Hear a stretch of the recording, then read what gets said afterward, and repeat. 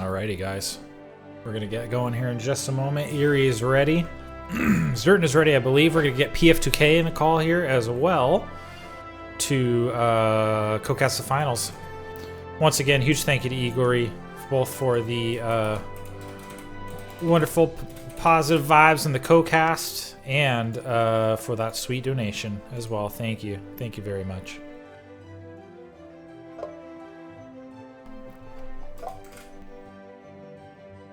All right.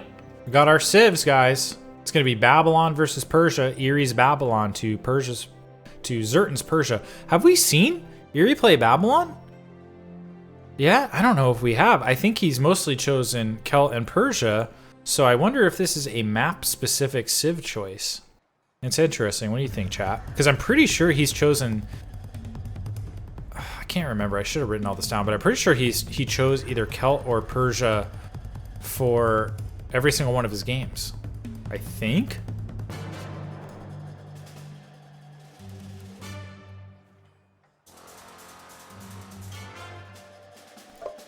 So let's get these guys in a party here. I'm just waiting for PF2K to get online here. I know the battle music, right? Music Spartan battle.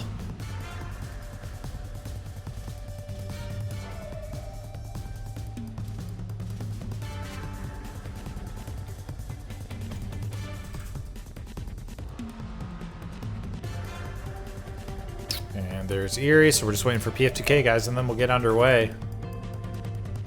Huge congratulations once again to Recon for taking home 3rd place. And what is currently, let's actually check the prizes here as well. What is currently 125 bucks, possibly more.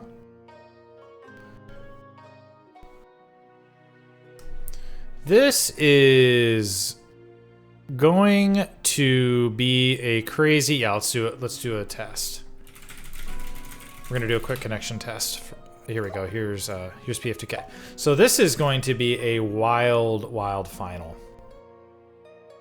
Like, I'm gonna go back to the brackets.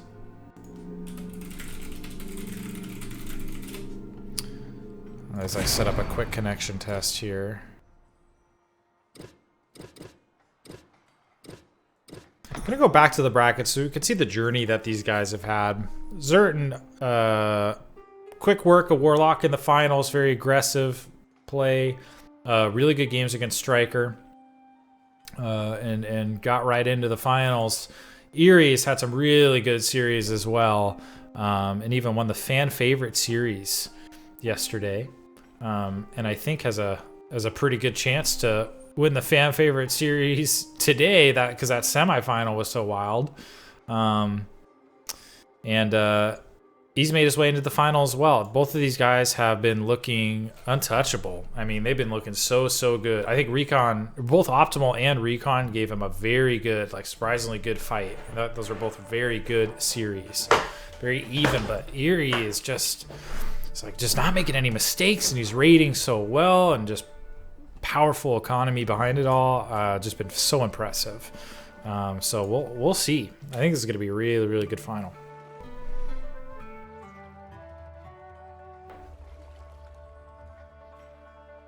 Game video in the chat saying Eery has practiced a lot more than Zerton lately. Interesting. I wonder if that will be a factor.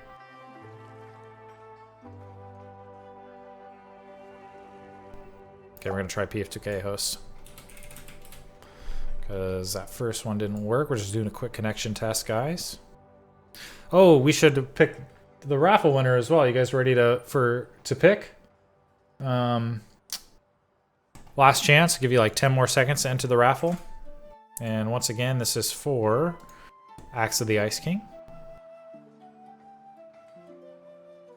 Very valuable PvE item in game. Big thank you to PF2K and Andy Pierce and the gang for donating. Oh, let's get PF2K in the call. I forgot.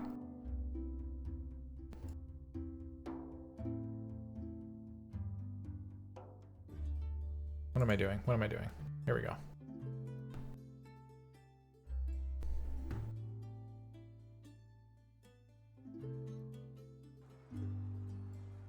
Hey, brother, what's good, man? Hello? Hey, what's good, PF2K? Not our connection, apparently. Oh, I know. We were fine yesterday though, so we'll just play some host roulette until this works. Sure. Yeah. Still stuck in the creating game screen. So as soon as I get out, I'm gonna promote Eery. Sounds good. Yeah, I'm stuck as well. Mhm. All right, guys, I'm closing up this raffle. And the winner is going to be Psychosaurus CZ. You've won an Axe of the Ice King. So, if you can just please whisper me or just put it in the chat your in-game name so I know who to mail this to. Congratulations, Psychosaurus CZ.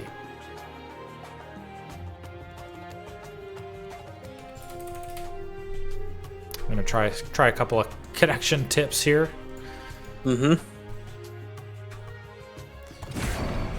So let's do this. So then is the idea that we connect in a game by ourselves, prove that works, and then invite you, and that supposedly makes it work? Apparently. All right, we'll see. This is the Ace's magic here. Wow. Guaranteed to work then. Psychosaurus is your name in game. All right, I've got it. I'll mail it to you later. And PC Nerd, I will mail you yours as well in a little bit. And then we've got one more to give away, guys, so we'll give it away after the last finals game.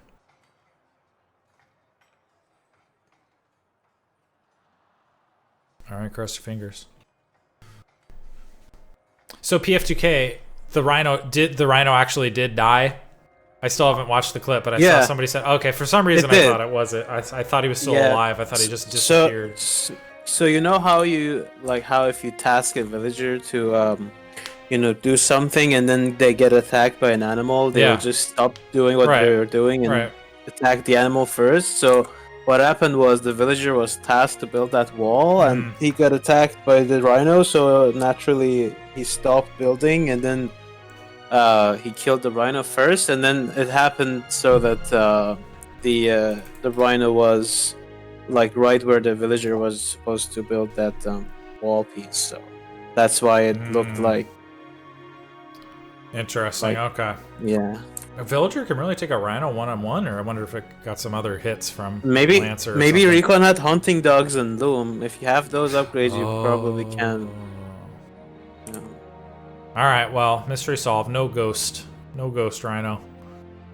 Were you able to connect, by the way? No. So now they're trying by themselves, and I think they'll invite us. Okay. So at least I can feel better knowing it's not me. Yeah. So hang tight, guys, and we'll start this finals in a moment. Okay, I just got an invite.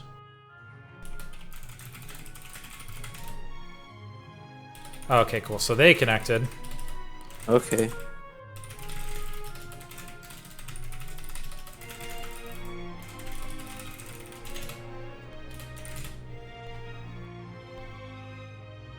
And we're gonna play this one if it works. Yeah, let's not give the connection gods a chance to take their favor away from us.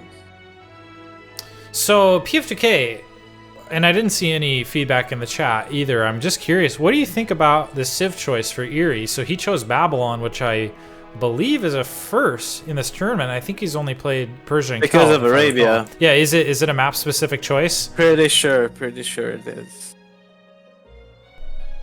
So we're waiting for Zerton here in the chat, and then we're going to start this game, and hopefully it works.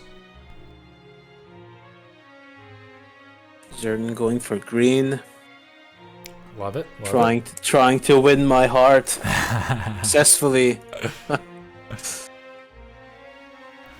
So, I mean, we saw the first game on Arabia of the third place series, like great cav composition from Babylon, very mobile, the mounted archers and lancers. Persia got a very similar mobile cav army, right? Just they've got their own version of the mounted archer, and they've got the almighty Asabara. So is that what you think we're going to see here? Yeah, I think it's going to be a mounted archer, lancer, or mounted archer Asabara fight. If we get to start the match, that is. Yeah, I'm a little worried. That's this is hanging. Yeah. Come on. It's strange because, we have been able to connect. the combination of us, you know, Zerton, Eery, you and me, but not sure what's wrong now.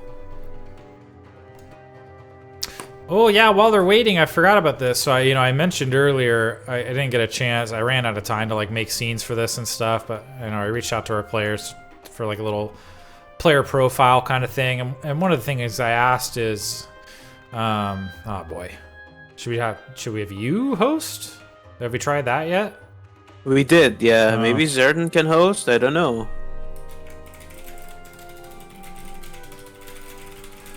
But anyways, Recon, so our third place winner who just beat Striker to take the bronze medal, actually just recently represented the UK in the World Cup for age 2. I think a 2v2 tournament, if I remember correctly. Yeah. So pretty badass. Oh, was Hallis your partner? Oh, very cool. All right. GG, guys. That's an incredible achievement. And Eery, one of our players in the grand finals here, and we mentioned this yesterday, his gaming achievement is also pretty wild. I think like God Gamer level wild. He's a Grandmaster in StarCraft 2 on the EU server. So is Zerton. Is Zerton a GM? Of course, met multiple times. Whoa, I didn't know that. Why didn't he put that for his fact? I don't remember. I think he put something like, I play a lot of RTS games or something like, all right, Zerton, give me some more than that, But oh, dang. Do you know what he plays? I know Eerie's Terran. Terran. He's Terran too. Ooh, damn. I did not know that. Wow. All right, we got a couple of Grandmasters battling it out. Yeah. All right, I feel better about being crushed by these guys then. Because that is damn impressive. Yeah, Zerton has, I think, more playtime in StarCraft than any of the other high-level AOYO players. Wow.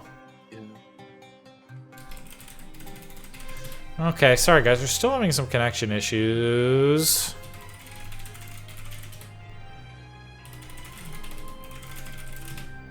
Okay, yeah, I'll leave the party. Then maybe we can try a client restart or something like that. Yeah.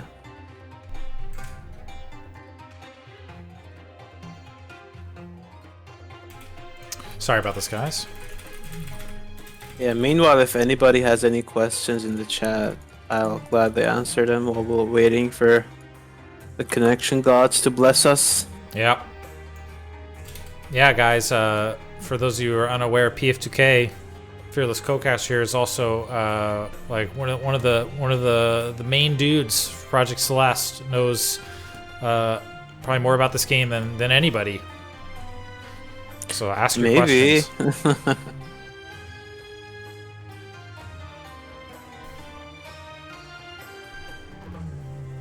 Yeah, wow, we do have some incredible players for such a small community. That is crazy. I didn't realize Zerton was a Grandmaster as well. Baller. Yeah. Oh, of course. And a lot of our players in the tournament are also masters in StarCraft as well, which is also very, very impressive. I think it's top 2%. Or I think it at least used to be top 2% of the server. So we got some very mechanically good RTS players in here, like understand RTS and strategy and importance. I know Recon is masters, Carnage is masters. Yeah, Mr. Milo, Master Zerg as well. Shout out Mr. Milo. I still see him on all the time. I'm trying to get him to play some Age. He needs to build more elephants and beat Soldier with them again. We restarted our game. Did you guys work? Did you guys get in? No, it didn't connect with us three either. Dang. Maybe we should just try a client restart. That's what I did, yeah. Okay. Strange. Very strange. You want to tell them, I'm going to do it right now. Do you want to tell them in the chat to just restart their client? Yeah, I'll do that. Okay.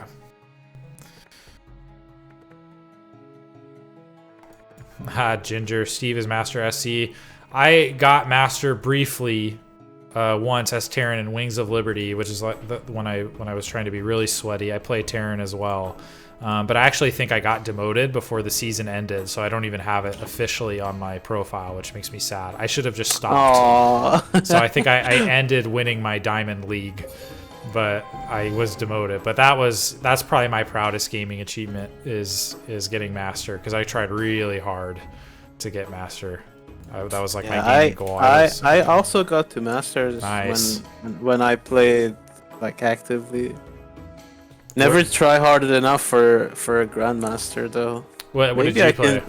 Are you Terran? I play Terran. Nice. Yeah. Right, I think Terran is like Terran macro like clicks in the most for AoE players. For sure. I guess I'm not surprised to hear that that most of these guys play Terran as well. Because I don't know, like mechanically, you know, like that kind of that muscle memory, which you don't even think about where you're playing. It's pretty much the same, you know, for Terran, spitting out Marines and whatnot. And kind of how you tab through their production facilities, definitely way more similar than something like Protoss or Zerg. Yeah. Well, Mr. Milo Master Zerg. And I think Carnage plays Zerg as well, right? Yeah, Carnage is Zerg. So very high level players. For sure. So they're gonna invite you apparently, so you're gonna try without me first and see if that works. Yeah. And everybody restarted their client? Yeah. Game video saying I'm insane at AoE. I don't know. Oh, that's true. That's also very true. When I play, I don't find the time to play much. When I have free time, I prefer to actually do some work on the game. Well, we appreciate that you. very Thank much. You. Believe me. Oh, yeah. All right, if this works, by the way, PF2K, then I'll just watch the stream and do it like play-by-play casting. Okay, sounds good. It's okay. Not ideal, but sorry. I guess we'll just play it out as soon as it actually connects. Yeah, that's fine. Surely these guys have played before, right? I assume they've been able to connect to each other successfully before. Yeah. Okay. I imagine... Actually, maybe you would know this better than I would. Have these guys ever met in a tournament finals before? And oh my gosh. They have, yeah. I remember a 4-2 for Zerton. Nice. Can't quite recall when it was, but...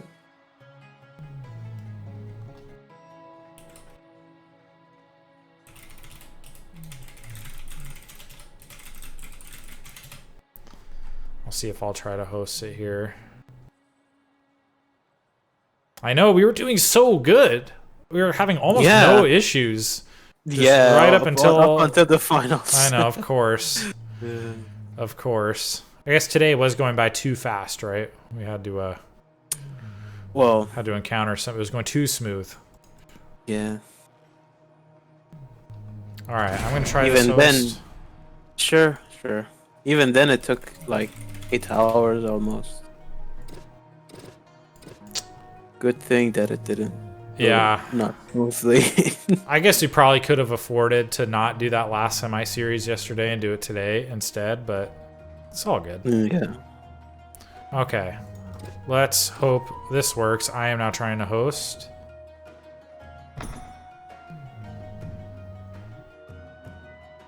Let's all sacrifice a legendary. Delete your best legendary item for the connection gods. Yeah, the raffles are cancelled. We're sacrificing all of those access. Oh, it worked! It worked, guys! It worked! Okay, good. All right, sweet. So yeah, sorry, PF2K. We'll just have you cast through the That's totally okay, yeah. All right. I'm sure I can still win the favorite co-caster. That's right. Yeah, we'll do the poll. We'll do the poll. All right, guys, here we go. This is it. We finally got it. So this is game 1 of the finals of this tournament, Prez Holiday Invitational.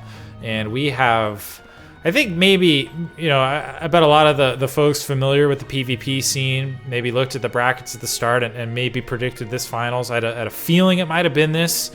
Both of these guys are incredible players and have shown that. And wow, right away, even before I could finish the intros, I did not expect this. Eery is building a barracks on Arabia. Why are you surprised? It doesn't matter. I felt like on at least Arabia, it was so big that maybe he wasn't going to go for the spearman push. No, but it doesn't matter. We can make a map twice the size of Arabia, and Eery is still going to I believe you 100%. Now, the thing is, though, especially now I'm even. Oh my gosh, the Rhino! Not again. The revenge of the Rhino. He's not going to be able to beat it one-on-one. No, but the Rhino has 8 DPS, so if he pulls out for a few seconds, maybe the aggro will be cancelled. But if he doesn't pay attention, like this is I think okay. That's a bummer of a start. But what I was gonna he's even researching Picker's gloves. Maybe he wants to cancel this if he is going to be able to get the hunt after all. But what's interesting about this choice for Eery to do this, and his barracks is done, and he hasn't been able to pump out spearmen, so that actually really hurt. That really hurt the start. It kind of messed with his build order. Now the first spearman's in queue. So what I was gonna say is, he's been putting a lot of. We've seen him so many times with the. Oh, did he cancel Picker's gloves in time? He did, and he's getting hunting dogs instead. Okay, that's very good. Very good. So we've seen what he's been able to do with Celt Spearmen. The big difference between Celt Spearmen and Babylonian Spearmen. Babylonian Spearmen are very expensive, and look at that, 35 gold each. So he's gonna have to gather gold to build more than 4 of these, which he is doing, and that does mean more than 2. He also researched the hunting dog, so even less that's gold. That's right. Yeah, so he definitely needs the gold, and that means that we saw how important it is to get a huge economy going quickly on Arabia, and how players typically boom. But his kind of booming and econ are going to be quite a bit delayed, having to put these villagers on gold instead of stone, for example, to get up that second town center quickly, etc. So I'm excited for this. Yeah. And meanwhile, Zerton, we haven't visited his base in a while. Oh, very nice storehouse on the berries and stone. That's nice to have. He put down a barracks as well, maybe anticipating that Eery would correctly. And he's got a group. He actually scouted it quite early. Nice. Yeah. Now, no hunting dogs for Zerton, no A10 for Zerton. If I'm Persia against Eery, I might go A10 by default, just because you know it's coming. Yeah. So here we go. 100%. It's gonna be 100%.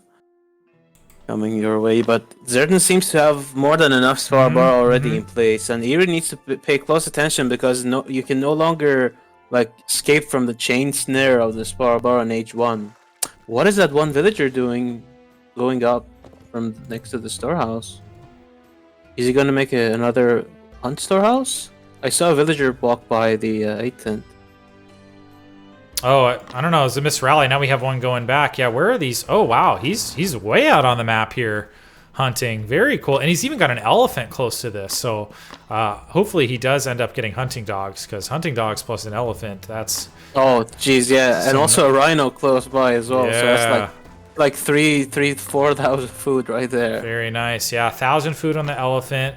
I don't remember how much. Which is effectively 1,250.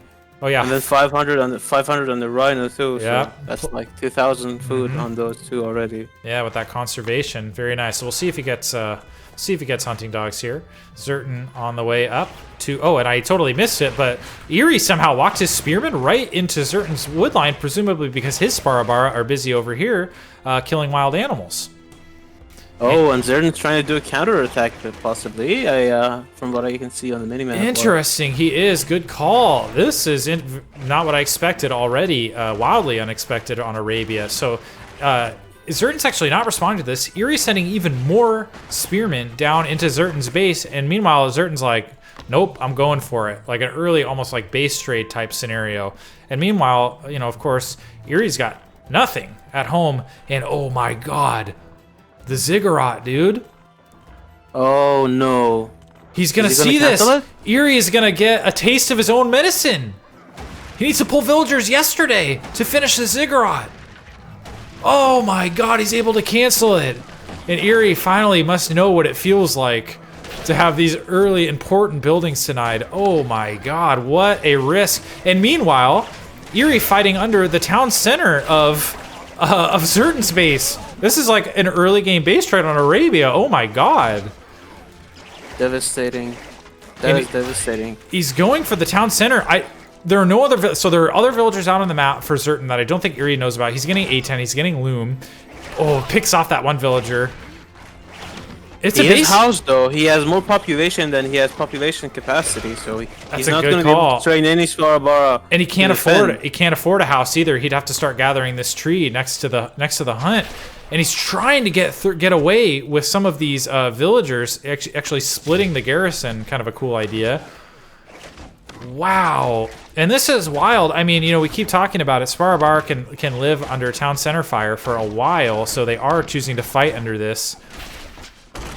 This is crazy. He was even trying to build getting away with starting to build a second town center down below, but I think that was a little ambitious. I think Eery sees that and immediately goes and gets the villagers. Oh my god! I think overall though, Eery is in a much better spot. I think he is. Although he's got these villagers out, he's trying to kill the Sparabara with his villagers. How often do you see this? Offensive villagers. Look at them slap fighting the Sparabara. I mean, he seems to be getting them quite low, and Zerton's barely producing anything. So, I mean, every Sparabara that he kills is only freeing up some population cap for Zerton to use some of his resources. And now he's sending those spearmen to deny the second TC from being built. What a crazy start for this game and this series. Oh, and look at that. Eery's just relentless with the spearmen. Incredible. Oh, and those hunters seem to be idle as well. Yeah, finally just getting them. They're gathering wood. This is wild. Okay, the dust has finally settled, so let's see where we're at.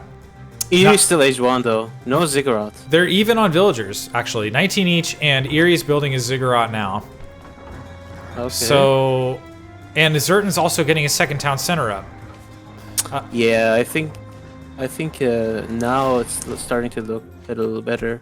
Eery does have enough stone for a second town center. He just needs more wood. And there's Bronze Age.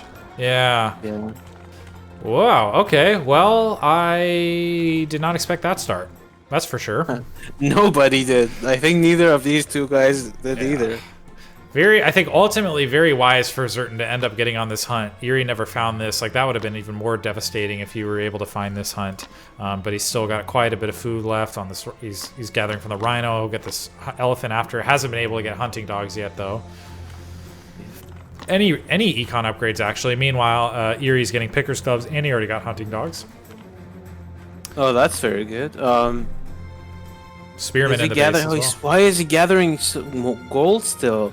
He is still making spearmen, so I'm guessing that he's trying to get like a huge spearmen group and try and jam in his army into Zerton's base, and that's actually gonna work because Zerton's still producing Sparabara, and the Persian barracks does not have an anti-infantry unit, so his best bet is just, you know, making spearmen of his own or Sparabara and just trying to defend with A10. Sorry, and I just realized I didn't have my overlay right. Thanks for Hoover. I just changed that to finals. My bad. I did a really bad job of keeping up with my scenes this time. I'll fix that for next time. I feel you. It's really hard to keep up with everything. Yeah. Especially because like I couldn't. My staging isn't really working very well because XSplit is running so slow. So I might just do ops next time. We'll see. Time to switch. Yeah. Streamlabs ops.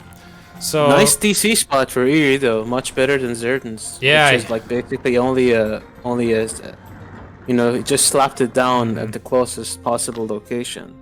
He's being much more aggressive with his town center placement, taking over some resources. So Zerton, he's transitioning out of the barracks, obviously, and he's putting down 2 stables. I don't think that's super unexpected, you know. No, that's the way to go. Yeah, big map. You want a lot of Asabara out, want to start raiding. And Eery's gonna, you know, need a bunch of spearmen and his own lancers probably to defend. I mean, in this matchup, H2 is just belongs to Persia because of Asabara. Babylon really doesn't have any unit that can, like, keep up with Asabara's power level. Like Lancers lose to it. I mean, the only unit that doesn't die to Asabara in H2 for Babylon is spearmen, and spearmen are like immobile and you can't like take map control with them, so early on the map belongs to Persia in this matchup. Let's see if Zerton capitalizes on this, but let's see. Yeah, you're totally right. Eery doesn't want to have to build spearmen, right? He wants to build his own cav. He wants to build his own, own lancers to get out there and start harassing. Zerton trying to get some more value. Those Barbar though, yeah. those Barbar moving out worry me because Eerie's villagers are so low next to a second TC. Like, if Zerton pays attention, he can just like shift right click a bunch of them and destroy them. Yeah, he's gonna go for the hunt first. He doesn't actually attack the weak villagers at the start. Okay. One tip, for those who don't, definitely play with your health bars always visible, so you can immediately see stuff like that, and you can immediately focus down the villagers. And because look at this, he could easily get a bunch of them. There he goes. He finally hits the weak one. But yeah, he's not microing the already hurts villagers, so he actually could have done a lot more damage, I think. He probably could have got 2 or 3 villagers there at least. Yeah, one thing though, it's, ox carts actually cannot garrison and TC, so... Yeah.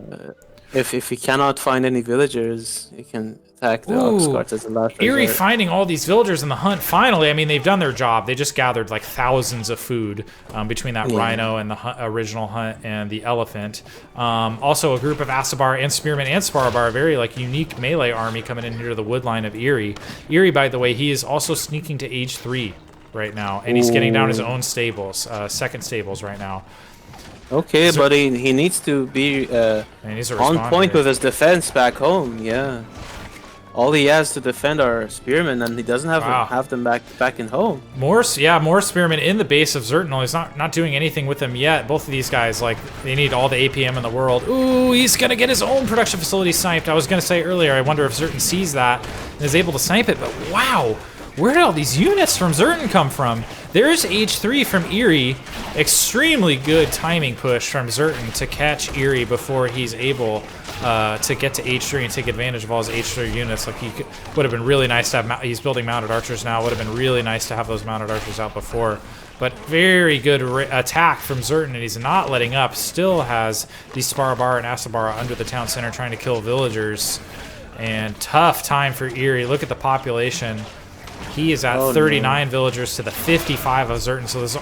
So after a insane opening, a very insane base trade scenario opening, actually left those players pretty even in terms of villager count. But Zerton able to quickly capitalize and come with a huge attack that Eery was not ready for. Eery might have been a little too greedy. Look, he had got all 4 of his gardens down and just wasn't quite ready with the production to match Zerton's double stable. Yeah. Zerton can happily stay in H2 in this matchup. He's fine just building Asabars and Spearmen for now. Wow. And he had a really nice timing push. He attacked just as Eery was at his weakest in terms of economy. It was a perfect timing for that push. He didn't want Eery to be able to get to H3 at all, give him any time to get those mounted archers up or anything like that. Good lord, that was a crazy game. I've never seen anything like that. Really, you don't see base trades. Yeah, you don't see them in general. You don't see base trades in H1 on Arabia. Yeah, that is a first for me, for sure. So let's look at the current military population. Yeah, look at this. It was relatively even. Actually, Eery even had just a way bigger army of all of his spearmen, right? But then he just kind of plateaued. This must be right around the time Zerton slapped down his double stables and it started producing. It didn't stop. And Eery, meanwhile, chose to go to H3, which I can't blame him for. I'm not sure that he expected that. Maybe I didn't check the vision, but I'm assuming he did not scout those stables. He didn't know it was coming. Zerton actually has 3 stables up right now, so he's triple pumping out Asabara. No wonder he had so many. He was even getting his first armory upgrade as well. Dang, what a crazy game. Yeah, maybe a little too greedy from Eery. And also very good timing by Zerton, to be honest. He recognized the fact that he doesn't need to go H3, that he can pressure a lot with his H2 composition, and he did exactly that. What a wild game. That was the first game of the finals, folks, and that started off about as cool as you could have expected it. Eery needs a second here. We're going to get the next map choice. Let's update our overlay here. So 1-0 Zerton. Wild. Let's update this as well. Yeah, definitely not what I expected, PF2K. I don't think anybody expected that.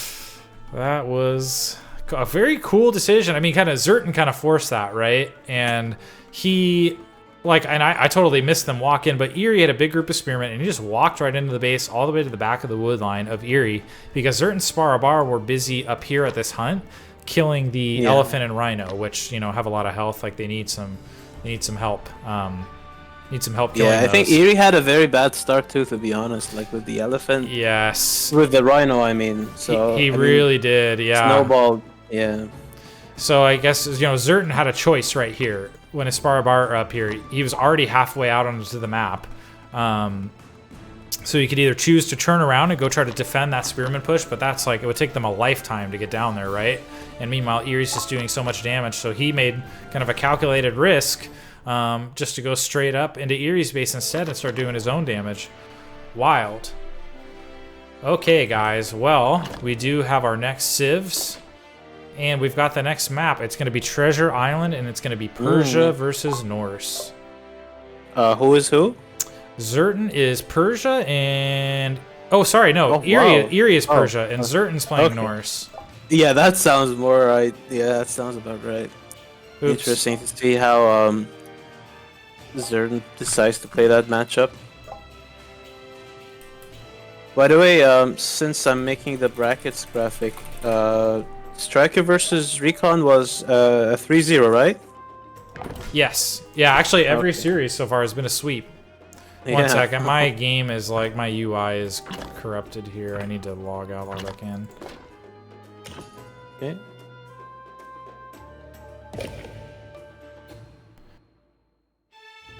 But yeah, what a wild first game. So yeah, we're gonna have Eery's Persia to Zerton's Norse. To Zerton's Norse, yeah.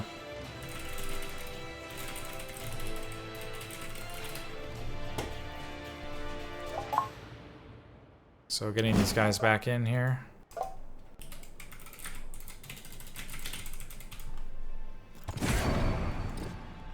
And we'll get our next game going. Mm-hmm.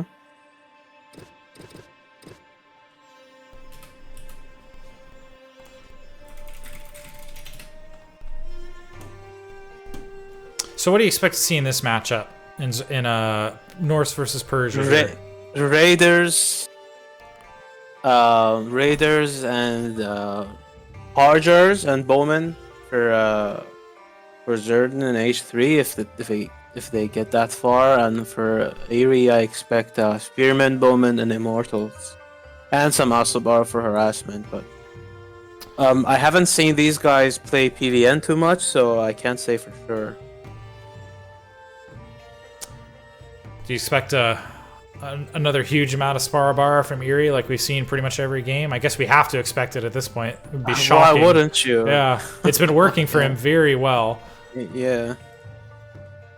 Oh man, I hope this game connection works here. Doesn't matter what civ or what map Eery is playing on. It's all always the same. Yeah, I was very surprised to see that early barracks. But I wasn't. Yeah, I mean, it didn't not work, right? They were like pretty even like after all that. pro tip when playing against Eery, if he doesn't attack you with like 5 spearmen at the beginning, it only means that he's gonna attack you with 50 like 2 minutes later. Like, you should always expect him to attack you with yeah, you can almost afford to like play him versus the map and the matchup, you know, just like build that early barracks. So maybe if he gets that reputation now in the next tournament, he's just gonna boom. He's gonna boom on you. Yeah, mind game everybody. Sure, that's very good. I mean, we see people do that a lot. Like sometimes, imagine if Recon decides to do H1 all-ins. Nobody's gonna expect that because he's always playing macro. The chat thinks that Zerton's Norse pick was expecting Kelt from Eery. Oh, that's actually a fair point, yeah. It could have been the case because he played a really nice Norse versus Celts against Striker yesterday. Just getting that throwing axeman wall to the 50s, 60s. Then yeah, I'm curious what Eery considers his best civ to be, if it's Celt or Persia. I was kind of assuming Celt because in the semis he chose it twice in a row. It is. So I guess I'm a little surprised to see the Celt. Oh my gosh, and this party still isn't working. I guess I'm a little surprised to see him not choose it here. Maybe I wonder if that's a meta choice, right? He's like, Zerton's gonna expect I pick Celt, double mind games. so I'm gonna pick Persia. Can we? Yeah.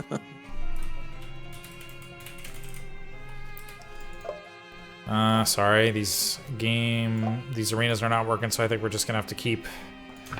I'm gonna restart my client as well. We're just gonna have to keep playing the rehost and restart game until this works. Sorry, guys. The anticipation builds. Yeah, so for people who are watching the stream after the tournament is over, we're gonna have a showcase for the Romans where we'll be showing a legendary quest with the Romans, also a PvP game with commentary on it, and we're gonna be looking at the Roman tech tree as well and showcasing all of their techs and their units. So make sure to stick around.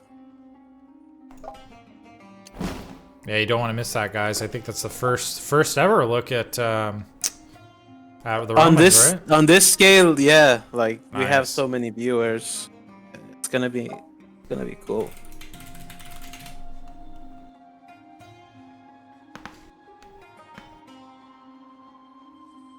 Sorry, guys. We're just trying to get this ready here. Yes, Onius, me and Kira are gonna try and do one of the new legendary quests as well together for the PvE crowd. 2 years of waiting and it's paying off now. Well, the Romans are not 100% done yet, so please keep that in mind. It's gonna be like you're gonna see some bugs here and there, so don't expect to see the final product just yet, but it's gonna be good, pretty sure.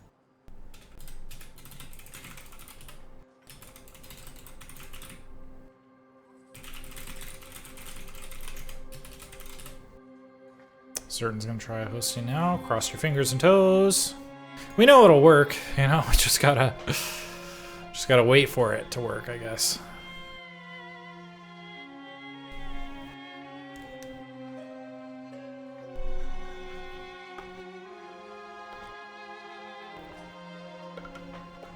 Here we go. Come on, come on.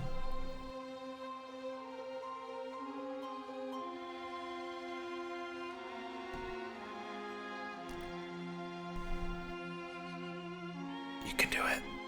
You can do it, Arena.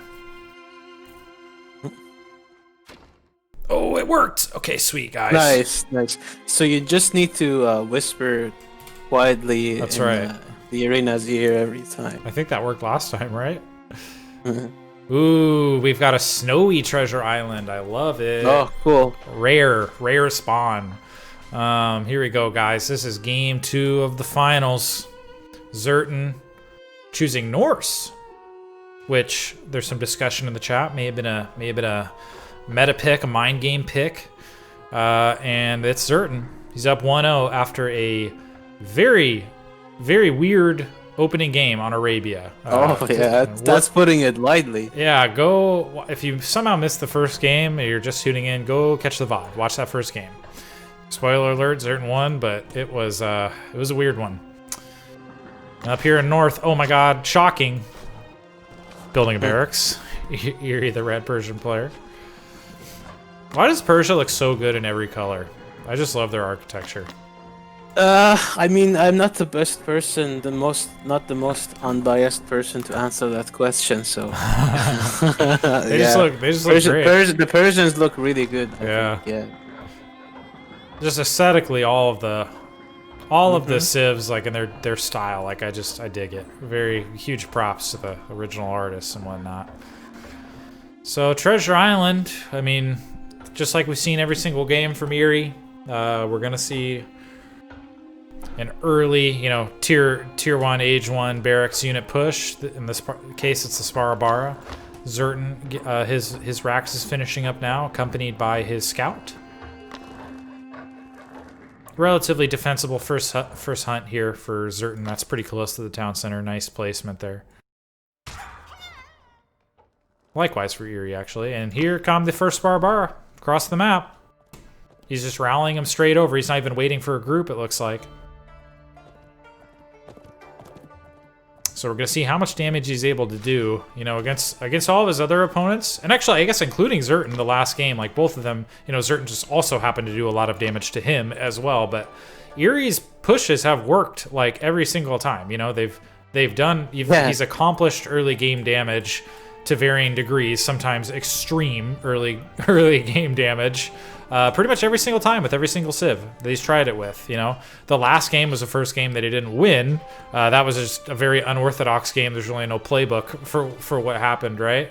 But yeah, we'll see. Oh yeah, that's like situations like that are when like great players are separated from good players, like being able to make decisions on the fly. Yeah, and I think both of those guys did quite well. They really did. Game of last match. Yeah, there's no like, you don't prepare for those situations just because they don't happen, you know. Great micro by Eery, walking back the hurt Sparabara. Zerton doing the same thing. Just very, very good micro from both of these players. The first Sparabara goes down, but more on the way.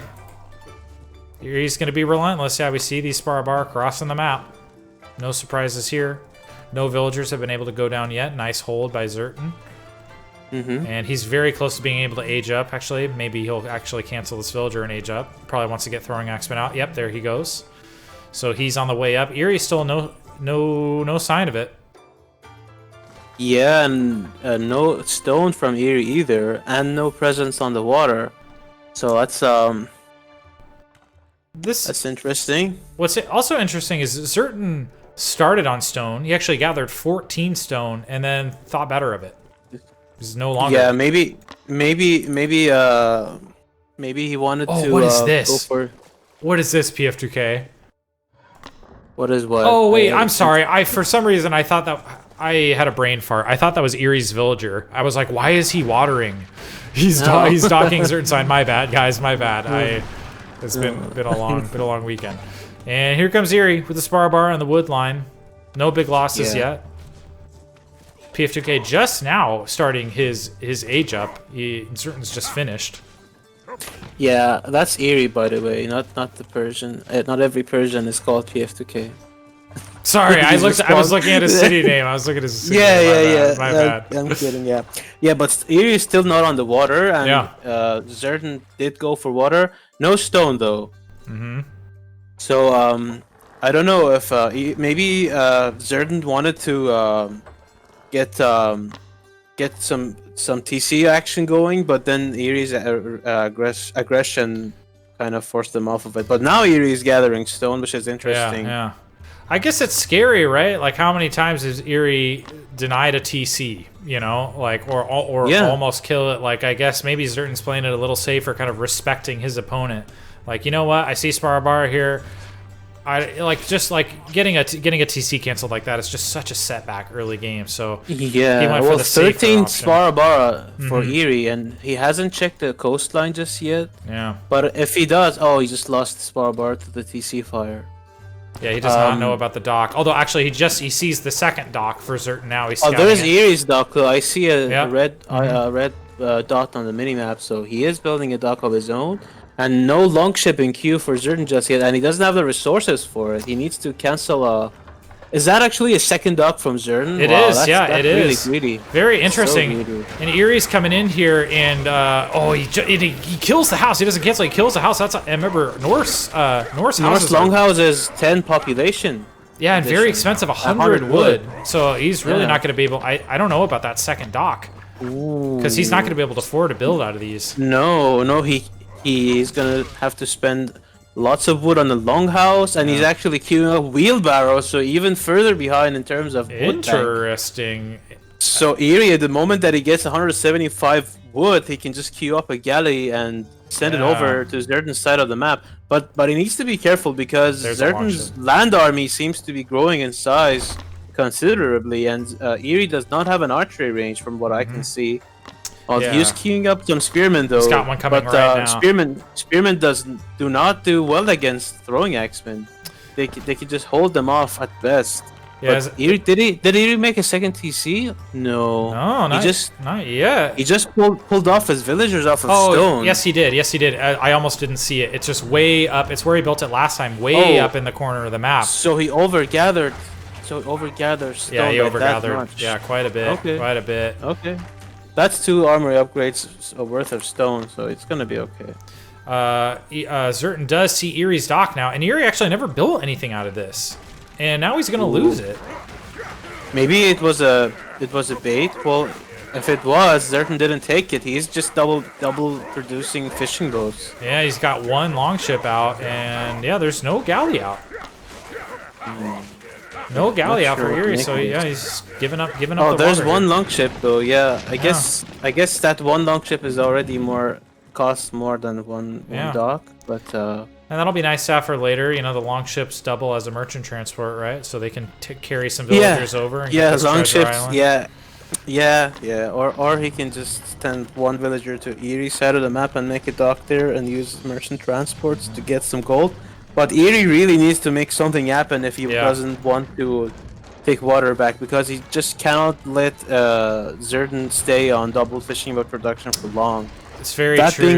That being said, Zerton does not have a second TC, so yeah, it doesn't have the gold for it, or the stone for it either. Who is still gathering stone, so I don't know if he wants to get an early armory or fast H3 for a 3rd TC, but interesting. I'm not sure. Yeah, wheelbarrow as well now for Eery.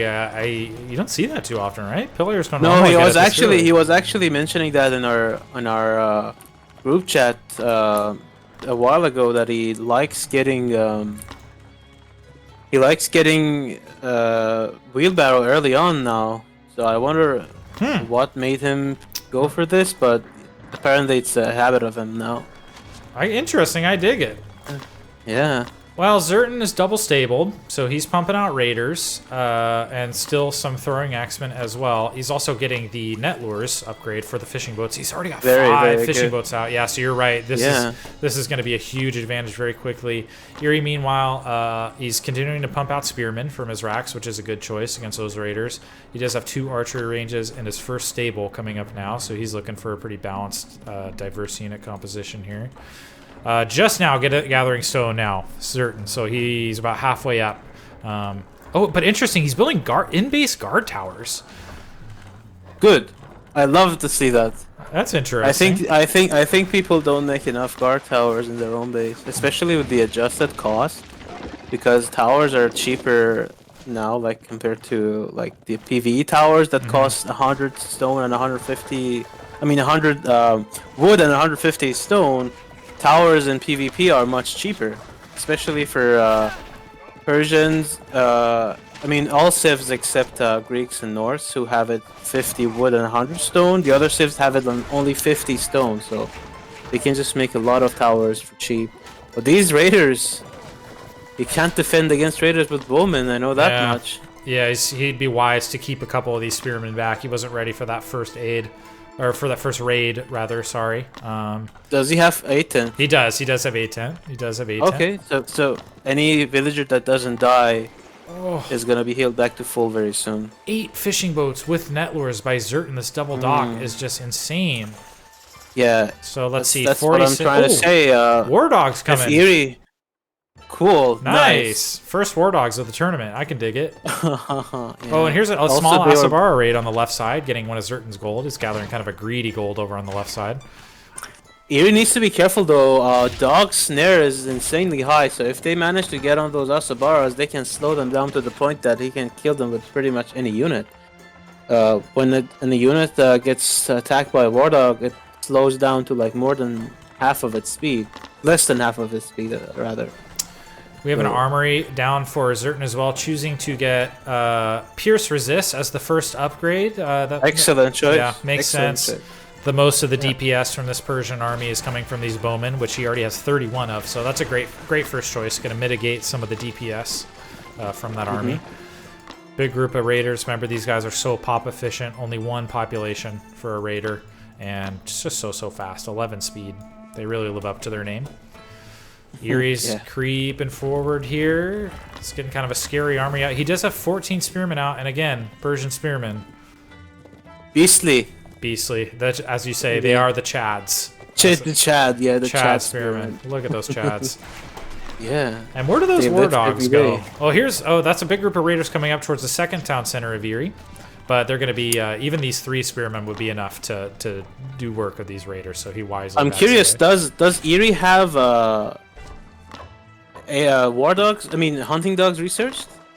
Eery does not have hunting dogs researched. He does. Okay, so I was gonna point this out, that if you have hunting dogs, it's actually good against Norse war dogs because they're gosh, that's interesting. So if you're huntable, they're huntable, and the villagers do a lot of damage against them if you have that upgrade, especially with 810.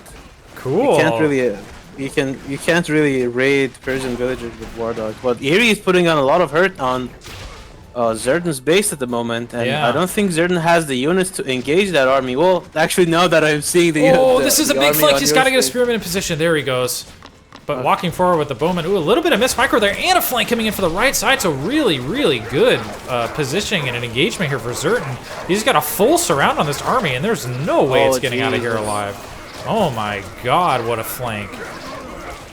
And this is just a really nice unit composition, because like he's got 25 throwing axemen in here, and of course spearmen are infantry, so the throwing axemen just kind of melting the spearmen, and then the raiders able to do the rest of the work on the bowmen. So I mean, these armies kind of hard counter each other, right? So it kind of just comes down to control, to unit control, pretty much. Zerton also going wild with the watch posts. That calf flank from Zerton, just like that game on Mountain Crossing. Oh my gosh, I remember very that. Yeah, incredible. Yeah, that can be a game ender sometimes.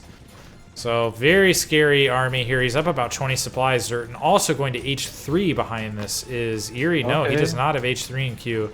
So, and he's building some forward guard towers. So this is really cool Norse play, and I think this can be a lot, at least from what I've seen, could be explored a lot more. Norse are just so weird and unique with their forward building with the infantry, right? So like being able to, keep building those. I would have liked to see him try to finish them. He's going to lose quite a bit of stone from this. But you know, guard towers are one of the buildings that Norse infantry units are able to forward build. Hold on the right side, all of Zerton's raiders, or most of them, are trying to sneak into Eery's base. Yeah, he's able to pick off a few here. Oh, there are even some on the wood line, but chased away by these Chads. Still no water attempt from Eery, so let's see. We've got 6, we've got 11, we've got 13 fishing boats with net lures, and he just hit H3, so he could even get net weights, which adds yet another 20% rate, 50% capacity, and conservation. God, that's a good upgrade, dude. Oh yeah, and they even have the H4 tech if he ever gets to H4. Norse have all the fishing techs. Yeah. Nice Asabara raid over on the left side, clean up a stone mine. Eery is almost, well, not almost, but he's on his way up to H3 as well. Big group of raiders hanging out on the coastline, and they're going to come in and try to do some raiding. Eery's on his way to H3, though. Yeah, he's about halfway there. Ooh, snipe this armory. That would be a nice pickup, but he's going to go for villagers instead, it looks like. I'm surprised there hasn't been a sneaky duck attempt by Eery yet. Yeah. I would also like to see Eery he's got to keep a group of spearmen back here, I think. Like, Zerton's never going to stop raiding this, right? So either get some walls up, which he's starting to do on the left side, which is very smart to shut these raids down, or just keep some spearmen back there. Like, you know those raids are going to come. Better to have a few. Raider champion, though. Raider champion coming in for Zerton, also getting pierce attack, so... Does he have any oh yeah, he does have at least one archery that I can see. Queuing up on some horsemen too. So he's transitioning into that H3 composition of Norse with a very good horseman, and the bowmen, which are like the healthiest or the tankiest bowmen of all civs, 150 health. And Eery's back in the base. There's a lot of raiding going on. There's a group of raiders in Eery's base, a group of Asabara being chased away, and a huge attack coming in once again. Eery, like, you gotta know that he's not gonna let you do this. His bowmen were so exposed. I'm looking around for another group of raiders, seeing what kind of flank we can see. Yeah, it looks like they're gonna come around from the left side, but the spearmen are in a better position this time, but still not enough. They are gonna get a nice wraparound on these bowmen, and I think once again, wow. This Norse army is just chewing through Persia. What? So what's going on in these engagements? Does Eery just not have enough meat, you think? Oh, and Bowman Champion is just finishing, so Eery. This is why I have this rule. This is why. And Spearman Champion just finishing. You just lost your entire army. Just wait. Wait for age 3. Do that push a minute later with Bowman Champion, with Spearman Champion, but his pop just went way down. It's gonna be tremendously better. Yeah. I'm not sure what Eery is doing there in that base. Like, he does have the less mobile army. Yeah. Compared to Zerton's, and look how many one-pop raiders Zerton has now. Like, it's gonna be really tough for him to beat this back. And he's all out of resources while Zerton is floating. Oof, yeah. Although Zerton does not have a 30C, so he's stuck on 160 population for now. He's building one right here. It was also hard to see on the edge of the mini-map. And there he goes. So it did just pop. But yeah, that was a little bit of a fumble. Yeah. From Eery. I think he's got to know not to push like that, and that's kind of exactly why. Oh, and the market's very exposed over here. A bunch of idle villagers as well. He's got 7, so Eery needs to fix that. But yeah, he's going to be in a much worse position here. Yeah, he only got 1 caravan out, and these markets are immediately going to go down. That's 500 wood going down there. And a bunch of those. Yeah, a group of raiders trying to break into the left side here. Enough spearmen here to deal with this, though. Look at all these chads everywhere.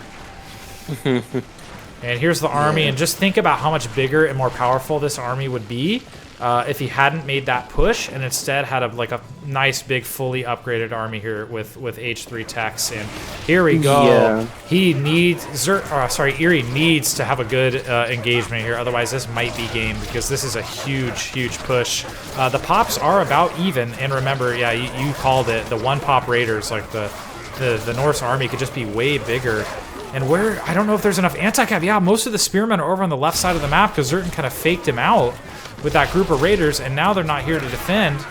It does look like he's going to clean up the raiders here, but more horsemen coming in, and there's not enough meat. It's just bowmen and mounted archers. And not enough bowmen either. There's only 10 bowmen. There could be so much more if he hadn't made that push. Some Takabara, I see. That's pretty neat. But yeah, like the thing is with raiders, they're so mobile, and you need to really pay close attention to where they are, because if you leave your spearmen on the other side of the map, the raiders can just join the main army much faster than you can reposition your spearmen. Exactly, and that's happening yet again. Like a big group of spearmen. Like, look at all these spearmen that aren't in the fight. 14 spearmen over here. I think you only need to leave a handful over there, right? Like 3 or 4, because they're so. It's hard to estimate, because like Zerton can decide that he wants to take all of his raiders there and then send like 50 there, but yeah, I don't know if Eery manages to somehow hold this, it seems to... Fortress going down. Yeah, I was gonna say this is gonna be a really tough defense, especially with this fortress going down. Again, the fortress, one of the buildings that Norse infantry can forward build, and this might be the nail in the coffin if he's able to get this fortress up. Eery's trying to defend, but the population difference is significant. 79 villagers to 85. So Eery's actually up on villagers quite a bit, but a lot of those are fishing boats. So I would say the kind of economic villager is probably in favor of Zerton even. And this is just super tough. That fortress is about halfway up. No Asabara champion yet for Eery yet. Really struggling for gold. Only 4 gatherers, single-digit golds here. Oh, big raid up by the second TC location as well. I'm sure I've missed other raids as well, because I know Eery had a lot of Asabara out at one point, and these raiders have probably made a lot of raids that I've missed. It's really hard to follow, but yeah, this is looking like it could be it. That fortress does go down now. It doesn't have burning pitch anymore, so there's that at least. But oof, we'll see. Stressful situation here for Eery. He's not giving up though. Farm orders in queue for Zerton. That's really neat. He can just take out all of these houses for pretty much free. Eery does not have any immortals, does he? No, I don't think so. I don't see any camps. And I think he, one thing Zerton could do if he keeps scouting around with his raiders, like on the right side is, I think, the only place where Eery is gathering gold. Yeah, and the market line's set up. So if he notices that, if he hits that, I think that's GG right there. That's the only reason Eery's able to afford units right now. And he's just hanging on by a thread, but I don't know if it's enough. There we go, GG. Wild game. Man, It was pretty close. I mean, Zerton definitely had the economic advantage with, I mean, it's so many fishing boats. Like, I saw 13 at one point. What are we up to now? 10.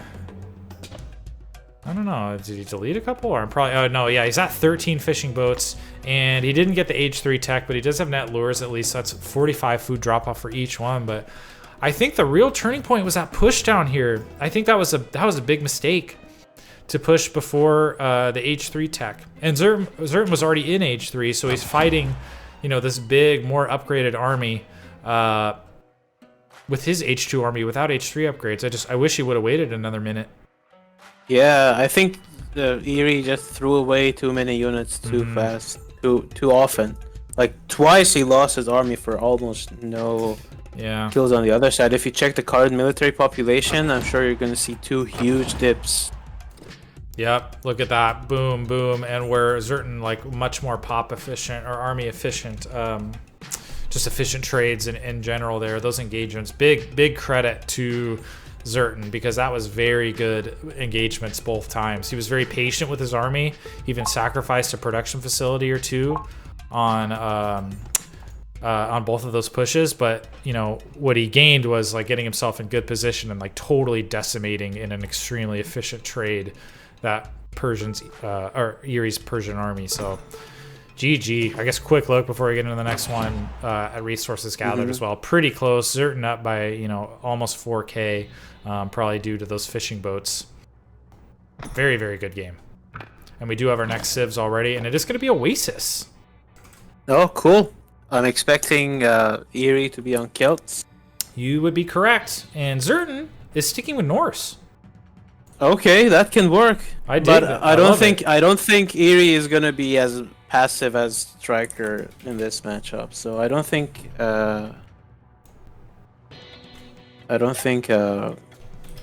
Zerton can get away with like a free kiting, I guess, with his throwing X-Men, but we'll see. Man, what a crazy game. Zerton looking really strong. Very curious to see how this game goes. You know, as good as much damage and as good as Eery is with these big Sparabara pushes, I feel like he's even better with these Celt Spearmen. Like when we've seen the crazy early game damage, I think it's been mostly the Celt Spearmen. So he's Celt on the, you know, the smallest map in the pool. So let's see what he's able to do. You know, this is Zerton though. Like, he's no slouch. He's been defending these and doing his own early pressure really well. But this isn't going to be. Oh, actually, this is it, right? If Eery loses this game, he loses the finals. So this is do or die time for him. But it's pretty good. You know, good civ, good map for this. Yeah, let's go, Eery. Just waiting. Zerton's party leader. Just waiting for him to invite Eery.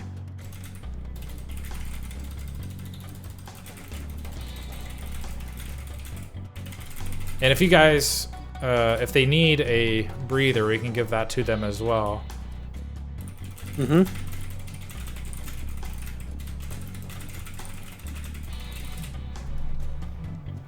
Hope you guys are enjoying the tournament, guys. I've been having a blast just watching these games and hanging out.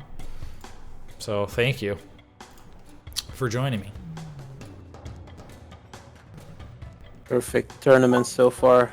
Really hype. Oh, Zerton. I think my UI is bugged again. Sorry, yeah? I've been waiting for Zerton. I don't know, my party UI keeps like telling me I'm in a party when I'm not. So I just logged, sorry. Okay.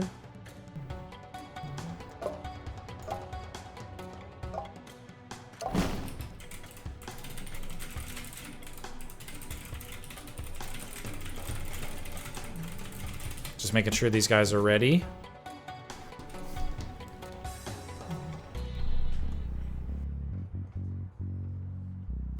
All right.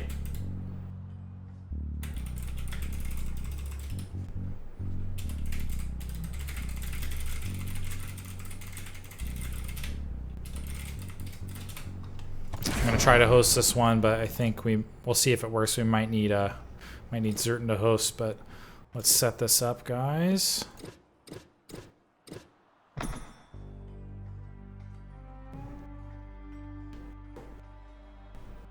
One moment.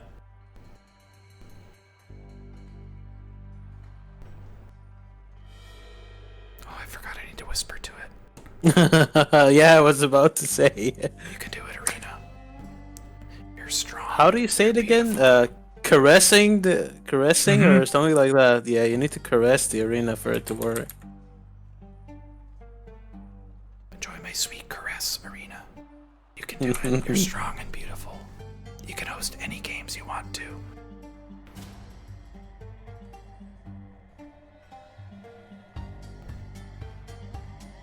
I don't think it's working though.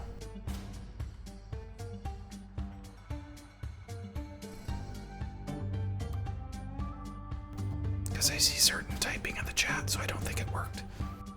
Oh. Oh well.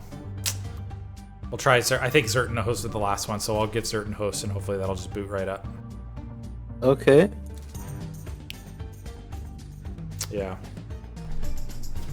Yeah. Wow, with the Craigasm in the chat. I fully agree.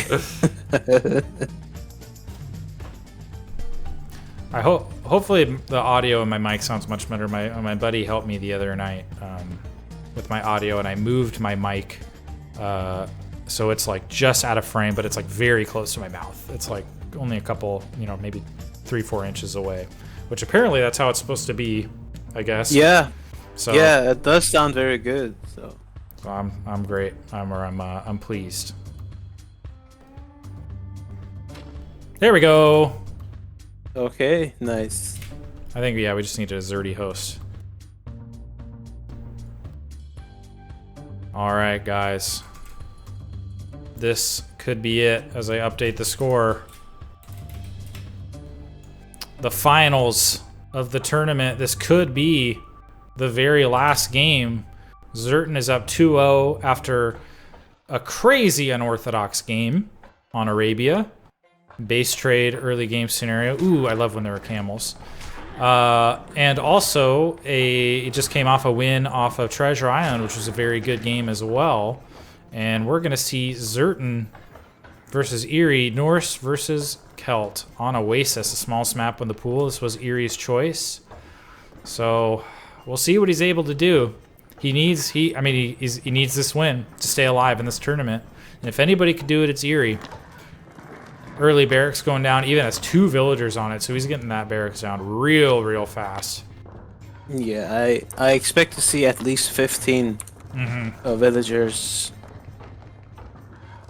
So I think, correct me if I'm wrong, I think in H2, it's kind of all about throwing axemen and long swordsmen, right? Long swordsmen and keeping the long swordsman count, the throwing axeman count low. Yep. You do not want to let that throwing axeman ball to grow, because when it does, you're going to have a really rough time as kills. Yeah, they can start kiting you, right? Yeah. Like you saw on the game with Striker and Zerton. Yeah, so he just oh, sorry, go ahead. He just kited Striker to death, basically. Every time Striker tried to move out, Zerton just kited back and back and back, and like he killed so many. So yeah, we'll see. Kel obviously is this very fast infantry, so they're able to close the gap between the kiting throwing axemen much faster. But we'll see. Here we go. Spearman starting to cross the map for Eery. Who he's letting the scout distract him, so this is a nice play and something I would recommend trying, especially if you're trying to buy it. Those precious couple of seconds. Oh, don't go after the scout. Precious couple of seconds to buy time for you to train your own spearmen or whatever to defend your base. If you can, scout this and get in the rally line of your enemy's spearmen or tier 1 melee units, whatever they are. Start hitting them and like take the focus off, because if your opponent isn't watching, they'll try to go after the scout, right? So little tricks you can do to buy yourself a little bit more time. Yeah. And I think Eery might be doing what you said earlier. If you don't see Eery attacking with 3 spearmen, just wait, because it's only gonna mean that it's gonna be 50. Yes. Yeah. So he's gonna try to poke in with 5. I don't think he's gonna be able to do anything. One-on-one, the North spearman is gonna win for sure. So I imagine we'll we'll see Eery wait until a much bigger supply of spearmen. Zerton's base is not like it's pretty defensible, right? Like the short way around the wood line is he's gonna have to go here through these spearmen, which Zerton's not gonna let him do that, right? And it's a long way around to get to this wood line, which is also pretty close to the town center. And he actually looks like he might try to go for it. He was going up on the plateau. He's trying to get that high ground advantage, right? But so far nothing. Even letting some scouts distract these spearmen over here. And Eery just getting out there really aggressively on the map hunting. I guess Zerton is too, up with these camels. Yeah. Did Eery build the dock yet? No, I don't see any. Oh, that's good. Oh, Zerton's actually putting one down right now, but Eery is going to see this with one of his rallying spearmen, and yeah, he is going to shut this down right away. Zerton just hit H2 as well, so we will see some throwing axemen start to be built, which will be a very good answer to these spearmen. Eery, actually, it's significantly ahead of Eery's. Eery's only halfway to H2, but he'll start to get those long swordsmen out, and down goes the dock. So Eery, very, very good job finding that dock and denying it. Because as we know how good, like how many games have we seen with ships battling land units, like we know how good those trade. Yeah. And well, actually that's been a point of discussion in the balance team for a while now, if we should nerf their strength against land units while keeping their relative strength against each other the same. That's a good question. I guess I'd have to think about that. I don't know how I think about how I feel about that. Ooh. We thought of... Yeah, okay, go ahead. What's up? I was just to say, a little bit of miscontrol by the spearmen walking all the way through, and I didn't even notice, but Zerton started another dock immediately on the other side. I missed it, and it got up, and he's got a longship coming out. Oh, sorry, no, that's a fishing boat. That's a fishing boat. I'm actually a little surprised by that. I'm surprised he doesn't go straight for the longship. I guess he's confident he'll be able to defend well enough with his barracks units, and he's going for the early economic advantage of fishing on Oasis. Meanwhile, let's see, 2 racks up for Eery, and he's pumping out long swordsmen, and he's gonna need them. Still the 1 racks for Zerton. So there's a little window of time here where maybe Eery can get enough long swordsmen out. He's got to keep them queued though. He's struggling for gold, it looks like. He's getting that pickaxe upgrade, which is smart. And Zerton could just kind of content holding the middle of the map here. He's waiting for more fishing boats to pop out. He wants to protect his economic advantage. However, and I'm a little surprised by this because he knows Eery's going to be looking for what damage he could do with his own units. So Eery was able to kind of walk by the big ground army of Zerton, and he's got his group of melee units, 7 spearmen and 5 long swordsmen up here. They're going to try to do damage. A little surprised he didn't just go straight for the wood line. But he's going to force Zerton off of his own in base gold here. That's a nice play. And rather than go for the wood line, he's going to be safe and kind of go off to the side. He doesn't want to get trapped. Yeah, he really needs to be avoiding those surrounds again this time. He doesn't want to lose another time to those surrounds by Zerton, which have been really good so far in this series. Great unit control and positioning by Zerton for sure. Eery just kind of taking the long way around, and here he goes. He's got an opportunity to get into the wood line or take out some of these very expensive houses. These are rough to replace, especially because Zerton's trying to invest wood on water and production facilities right now. But 100 wood. Long houses, 100 wood, and then extra long time to rebuild them, and also the population capacity you take away from your opponent is huge. Like they lose 10 pop cap every time. The housing it's almost as good as sniping gardens. So Zerton did a good job. He split his army to go defend that, and he sent his own group of raiding units up to Eery and knocking him off a forward hunt. So nice response by Zerton. Let's have a quick look at the villager count. 28 to 29. So Eery's got the edge, and look at the queue for Zerton. It's completely empty because he got housed. There you go. So very nice by Eery. That's how you pull ahead a villager or two in these types of really high-level games. He's going to get housed again as well. And he's back at it with a small group of infantry. I don't know if he'll be able to get this house in time with just these few of units. Maybe if he had Spearman Champion. And yeah, Zerton's going to repair this, and it's not able to go down. Another big group of long swordsmen up here. 17 actually probably could take this army, right? In a straight up fight, but he's not going to take the engagement. second town center now going down for Eery. Over on the left side, he's taking this gold up on the plateau. This would be relatively defensible if you just put a little wall right here. I don't see a second town center for Zerton, and I don't... Yeah, he hasn't started gathering stone at all, actually. So this will be a nice little boost for Eery, and he really needs to do it. Yeah. I guess not a huge fishing advantage, only 2 boats, but, you know, that's better than nothing, right? He just needs to keep attacking. He wants to keep this game under 100 population for as long as he can. Or he needs to go to H3 fast and start making bowmen. It's pretty much dead even right now. 68 pops, 71 pops, the 67 of Eery, and about even on villagers, 32 to 34. Druids. I see druids. Ah. Striker did not make any druids that game. So nice, look at that. This is going to be huge. Yeah, very, very good. That's weird. I never noticed druids have a random 5x bonus to huntables. I wonder why. Yeah. I'm not sure. They already have 15 DPS. So that's so random. Why do they have a huntable bonus? I just noticed that. Yeah. Well, engineers have it too, so it's only fair. Weird. Yeah. Ooh, look at that. 2 long ships out in the middle, and he's getting net lures as well. Very cool. And here's a huge army. Like, once Zerton's army out of position, well, not necessarily out of position, right? Like, I know he's defending his fishing boats, but Eery's really fast melee army is going to be able to walk in here and, wow, look at all these juicy houses. This is almost kind of like, I think you just said this, it's almost kind of like targeting gardens for Babylon, right? Like, they're just such juicy targets. They're huge structures, but they only have 1,000 health, so it's kind of misleading.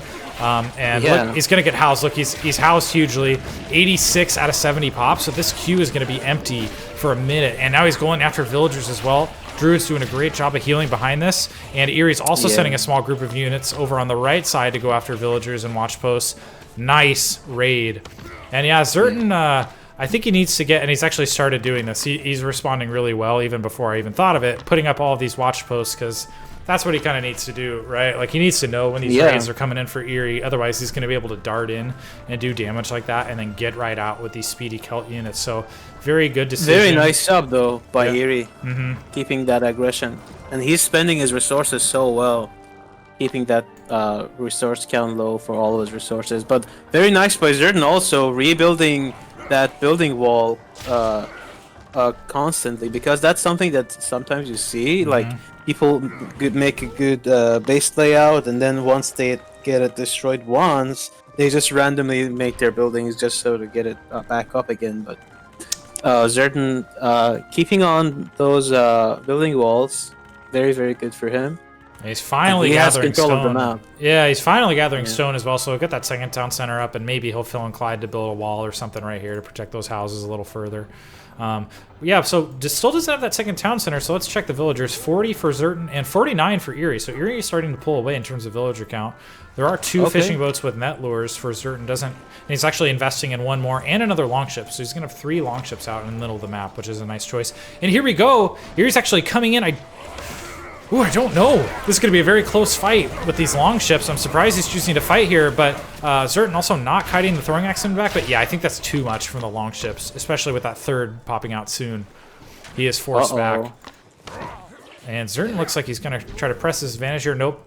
But look at Zerton's base. Big raid with the long swordsman, but Zerton finally keeping a group of his units back, so he's able to defend these. Even raiding with the druid. Love to see it. Yeah, that's what I was going to mention. I was going to say that druids are nice for healing, but they slow down the Celt army by 1 whole speed. So yeah, either have to move them separately, or keep them in their own control group or something if you want to mitigate that. Yeah, great defense by Zerton. He's being a little more proactive with his like defensive group up top. Eery trying to come in to snipe a house, but he's not going to be able to. Also avoiding this Norse army in the middle. How many throwing axemen are we up to here? 27. So it's kind of getting into a kiteable number. Eery is also going to age 3. I was actually surprised that Zerton didn't earlier when he was floating all those resources. He's just continuing to invest in age 2 and economy tax and whatnot, getting pickaxe, getting picker's gloves. But Eery going up to age 3. So what is, in this situation, if you're Eery, age 3 pops? Bowman. What do you do? Bowman? Bowman, healing upgrade for the druids, and longswordsman champion is the name of the game. Oh yeah, and of course, longswordsman champion. Here comes Zerton. He's once again choosing a very, very good time to attack. So Eerie's H3 is just going to finish, and he's not floating enough gold to start these champion attacks early. He is getting barbed arrows already and immediately starts a bunch of bowmen, so it does look like he has 3 ranges. And look at that. I don't know if that was intentional, but he built them in the very back, maybe as to not tip Zerton off, like not letting him scout these out. So he's going to have 3 bowmen, but they're going to be coming from the very back here. And Zerton coming forward with a huge infantry army. And this is, once again, the crazy good timing of the game sense of these players. Like, in just another minute or two, Eerie's going to have way more bowmen. He's building 3 at a time, and, you know, how good are bowmen in defensive situations, right? Very, very good. Especially when backed up by druids. Exactly, by druids, yeah, and in a Sim City with a big meat line, like, it's so nice, but Zerton choosing a perfect time to push. Pops are about dead even. 57 villagers, so the 49 of Zerton. Zerton also not aging up here, although he could afford it pretty soon. So if Eery can find a way to hold this, I think he's in a great spot. He will hold this, and because he has bowmen, so he can actually fight back a bit. And also the druids. The druids are clutch here because throwing accent actually don't do too much burst damage. It's more like a sustained damage, like low amounts of damage over time. And druids are built to counter that. 13 and as you can druids. see, Eerie's not. He's got oh yeah, very good. He's even queuing up 2 more, so 3 more. I don't know that he has the gold for that. Necessarily, I would rather see him get. Because he hasn't got Longswordsman champion yet. I think he should cancel some of those druids maybe and get Longswordsman champ, or conditioning or something. He at least has that H2 pierce attack, and he has infantry armor as well, which is a good choice. Not letting Zerton get guard towers up, which is a good choice, but like we've seen in earlier Oasis games, controlling the pond in the middle with these longships is very, very good, and they're so good against bowmen. Eery gonna try to get a town center up here, his 3rd town center up. In a way forward position just outside of the view of these longships. And he's going to come forth and try to attack this. We'll see how it works out. 2 guard towers up. Eery's wisely keeping the bowman out of range. I don't know if that's a good attack. Yeah, it doesn't seem to be the best place to attack. Maybe he's just trying to keep... But he does have so many druids. We'll see. Ooh, don't let him snipe the town center. Don't let him snipe the town center. Ooh, he's going up and trying to deny it, which he might be able to. Nope. Bowman count is growing by the second here. 24 bowmen, because he's pumping out 3 at a time. With those 3 ranges. But he's so low. Ooh, gift to he's Sequana. Getting the heal upgrade. Gift to Sequana, that's excellent. Nice. Yeah. And there goes that 3rd town center. It does get down, and that's securing a very important gold, which is just out of range of those longships. Crazy game so far. Eery is like looking pretty good actually, because Zerton still has not aged up to H3. He's getting pierce resistance. There's H3 just now. Okay. But Bowman pouring out of the ranges down here. Oh, War Dog raid coming in down south. Very cool. Does he have hunting dogs? He does. He does. Okay. And I probably if he gets that upgrade and also the call to arms tech, which is exclusive to the Celts, his villagers are just gonna destroy War Dogs with like little to no effort. Eery's looking pretty good here. H3 50% completed for Zerton. Another longship out for Zerton. And look at these guard towers. So it is just going to be really hard for Eery to like go through the middle. Like he's going to have to go around, like he's actually looking to do now with this group of longswords and very nice. Well, if his bowman ball gets large enough, he can afford to like send the bowman in, like do snipe on one of the longships and then come back and do it again. But he needs to distract Zerton on the other side of the map, so his land army isn't there if he wants to do that. Oh, those war dogs are being so obnoxious. Yeah, Zerton the gold mine. Eery cleans it up, and Zerton, Eery moving in with his own group of longswords and sniping another building is going to get another house. We should get a house kill counter up on the stream here. Very nice rating. And he's I was wondering if he's going to move out. He's doing exactly what you just said. Oh, I thought he was going to move out and try to snipe those. Or clean up the middle, but this is tough. 4 longships, 4 guard towers. He's getting Freya's Blessing. 30 bonus damage versus range. Dang. Yeah, that's a PvP exclusive tech that we added early on. And this is such a cool... I was wondering if Eery was going to do this. So this is a really nice fortress placement. Not only to protect these 2 golds, but I bet Eery's going to get some rams out. And start, because Celt rams are built from the fortress, because he's got to do something about these guard towers, especially with Freya's Blessing now. That's pretty nutty. Eery getting away with murder, maybe. Gathering out here on the map. Still, is there a third town center for Zerton anywhere? I don't think he's starting it. Raider champion coming into play, so he must have stables down. Getting infantry armor as well. Huge group of longswordsmen coming up on the left side, but Zerton does see it with his watchtower. Is Zerton making any Hargers yet? Because I think they're one of the best tools that the Norse have against Celts in H3. Doesn't look like I don't see any Hargers. Yeah, just Raiders and Raider champion in queue, as well as Scale Mail, which is just finishing. Now Harjars coming in. Eery's a little bit mismatched. Oh, get all these villagers. Wow, huge raid. Look at this bowman count. 42 bowmen with a bunch of supporting druids, and they just slaughtered a bunch of villagers. Zerton, meantime, going for another kind of base trade scenario here. 62 villagers for Zerton, 79 for Eery. So a huge economic advantage for Eery. That bowman ball. Yeah, that's the scary, like the bowman ball for Celts when paired with druids is so devastating. This is interesting.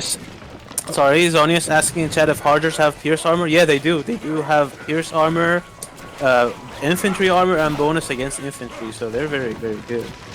Huge group of longswordsmen in the base from Zerton. He's going to take out a bunch of houses. He's already housed, and he's going to continue to be housed much further.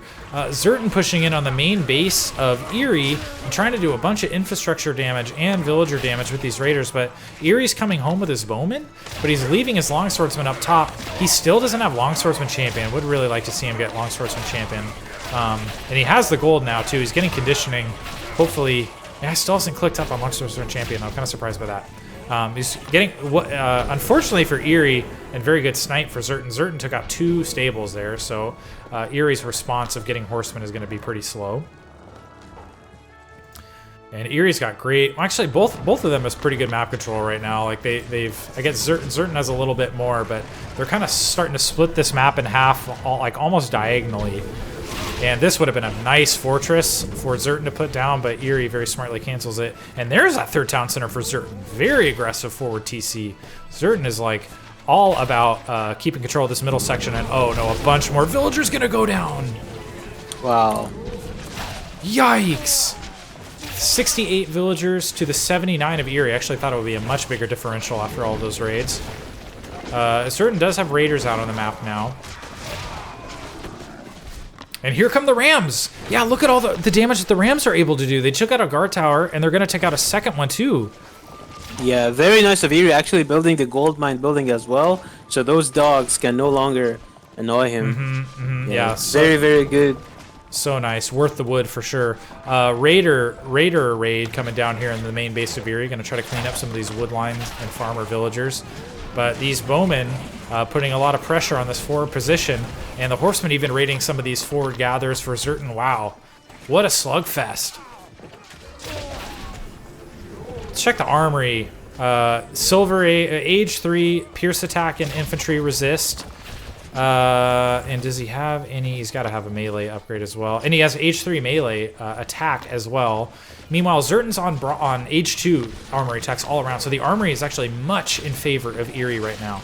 Although Zerton does have age 3 pierce attack coming with age 3 pierce resist coming up in Q, and then he's starting to transition to bowman as well. And trying to get down this forward fortress. This is going to be really big if he's able to get down this forward fortress. Also props to Eery for setting up a market line already. Pretty well defended market line once all these markets get up. But this, if this fortress is able to get up, it's going to be right in the path of this market line. So let's see if Eery's going to let him get this up. It's very close to finishing. And kind of an awkward engagement from both sides, just kind of like with the trees and the fortress here. Is that fortress going to go up? It is denied. That's huge. Oh, wow. Yeah, the DPS of the Celt army is just incredible. And these bowmen, like nothing's countering these bowmen right now. Like slowly the meat shell's starting to dissolve and they're getting closer. But 17 bowmen for Zerton too, which is really nice. But 45 bowmen supported by druids. And that engagement went very well for Eery. He's still at 180 pop. Zerton is struggling. He's down at 140. And despite having 20 food gatherers, he just like cannot have enough food here to keep his queue full. So very interesting game right now. Are Rams still in queue? Actually, there are a couple of Rams out here waiting with more in production. So he is going to try to make a move on this forward position here. This town center might go down as well. It actually will. Yeah, there's a ram in here.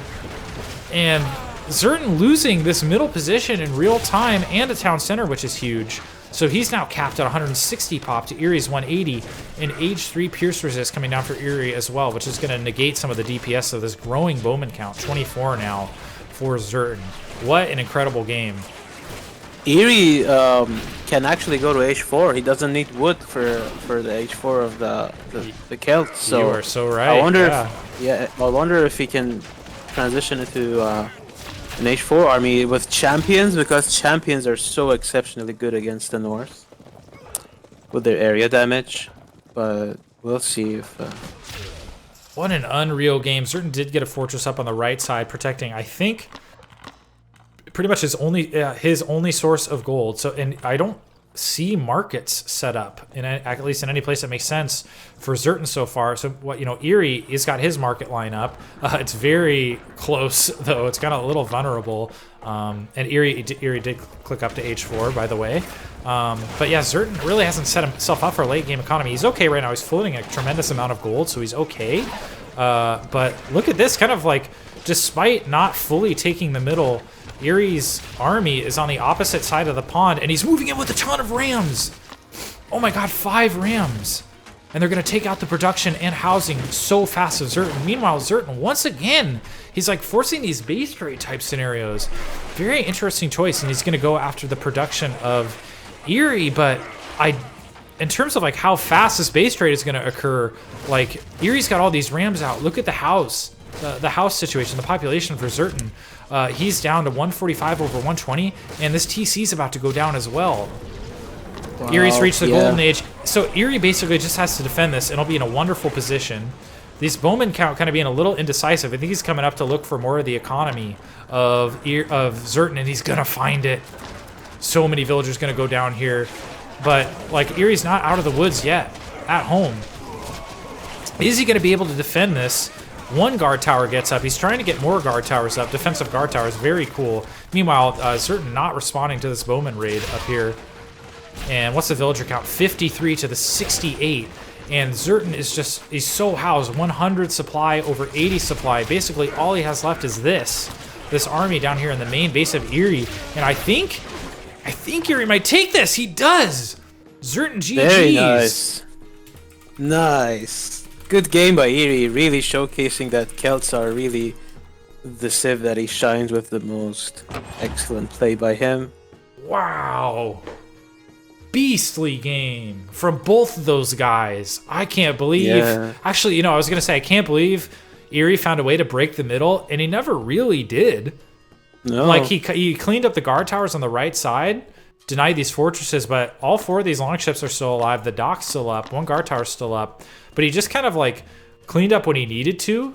He took out these guard towers, took out the town center, which was a nice get, and then just like kind of passed all these longships. And the longships never, like they helped Zerton hold the middle, but they never really came into play, like in terms of an engagement.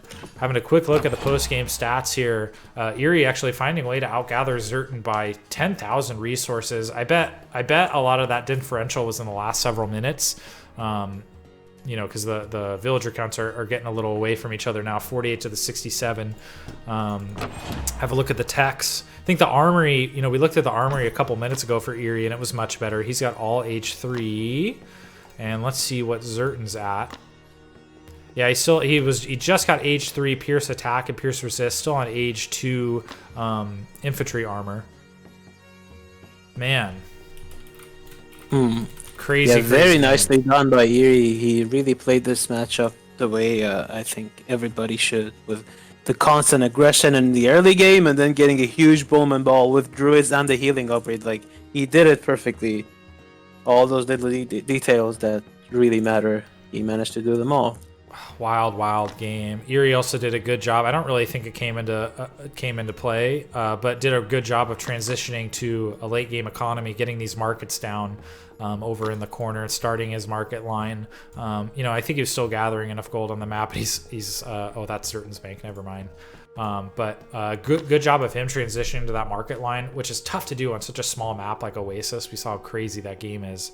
And just doing it Zerton really didn't get a market up. I'm not sure if he built a market this game. Eery also found a way to get to age 3 much faster than Zerton in that game. He was in age 3 for quite a while before Zerton was able to age up. And that very good Bowman transition. He built these 3 ranges way down below his base, like even below his now extinct wood line. So, Zerton wasn't able to easily scout that. And all of a sudden, despite a very good timing push from Zerton, I think a big part of how Eery was able to defend that was like having not 1 but 3 ranges down and getting enough bowmen out just barely. And druids.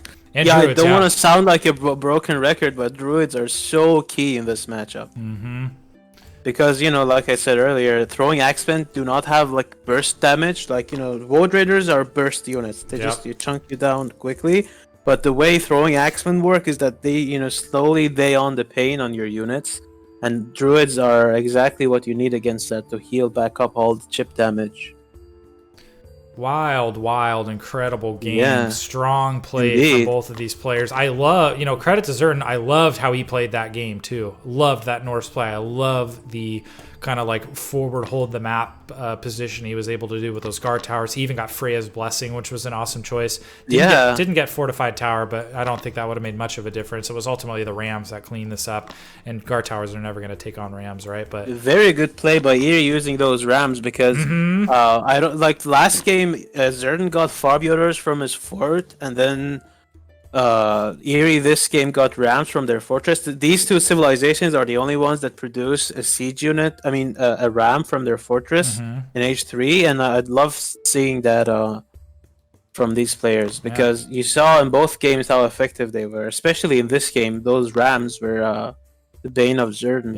In many cases. That helped him break through finally. Like he just couldn't take an engagement under, because again, his primary DPS was those bowmen, and you can't fight under that many guard towers with Freya's Blessing. So getting those cool, I forgot they don't cost gold either. So getting those awesome Rams out. Oh yeah, they do have a different cost than champion mode. They're really cheap and affordable. And also, awesome. I don't know if Eery has a Bard Hall. But if he does, if you look there, there's a tech that increases the attack speed for the Rams. I can't tell if he has a Bard Hall. Not that I see. Not. Yeah. Unless he built it somewhere weird. Oh, he was getting his 4th town center up by his markets there. Awesome. Mm-hmm. Well, there was another gold that I don't think he scouted way up here. Wow, great game. So Eery needed a quick break. He's taking 3 minutes. I think I'm gonna take a super short break here as well, and just go use the little Santa's room. And so get some pink tea. Yeah, that's right. I drank my tea this morning, so hopefully we're good. Zerton chose Mountain Crossing. We'll see if Eery chooses to veto that or not, and then we'll get our civs and get into our next game, guys. So let me update the score as well. I'm also finally at least one series will not end in a sweep officially, so that's cool. Yeah, that's very good. All right, I'll be back in a few minutes as well. Then get some water. Sounds good. Especially because I'll be streaming after you. It's gonna be a long night for me. Protect your voice, man. Protect your voice. Yeah, I'll be back in a few minutes then. Sounds good. Me as well. Incredible game, guys. We're taking a very, very short break before we get into game 4 of the finals. And remember, this is a best of 5 series, so Eery's not out of the woods yet. He's going to need to win the next 2 to win the finals. Zerton just needs 1 win to take the crown. So hang tight, guys. We will be right back.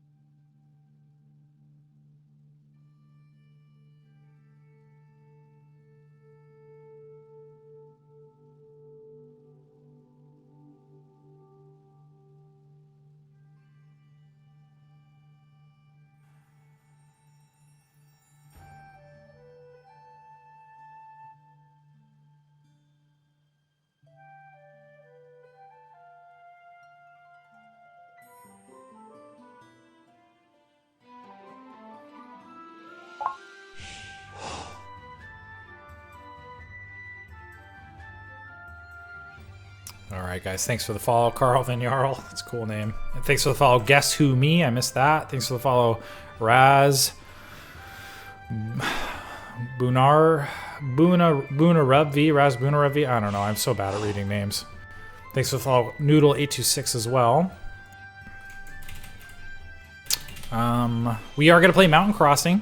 Eery's gonna play Mountain Crossing, and we got our civs. Thank you for the follow, Mrs. Sloth 564.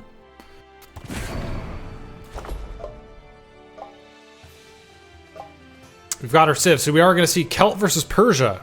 Eery choosing to play Celts once again. Zerton playing Persia, and this is gonna be Mountain Crossing. Randy 600. Thanks for the follow.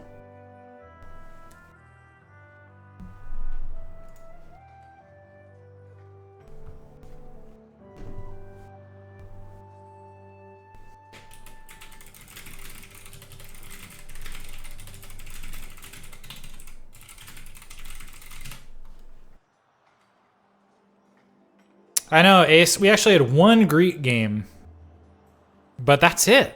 I'm a little surprised by that. I was hoping to see more Greek. I have a lot of fun watching and playing Greek. Sari are really fun to use, I think. Like a big cav flank on a bunch of bowmen with a big group of Sari. Oh. Kelsey. What? Sorry for my dog just barking.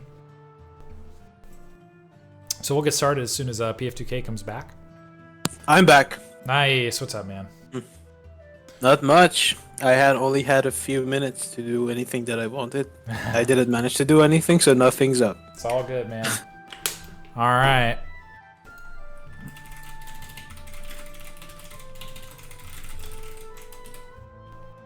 I'm gonna give Zerton host here. It is gonna be Eery's playing Celt once again. Zerton's playing Persia, and the map is going to be Mountain Crossing. So this is do or die. Oh, cool. Yeah, I'm rooting for Eery. Let's go, Eery. Give us a game 5. Hey, what's up, Lozard?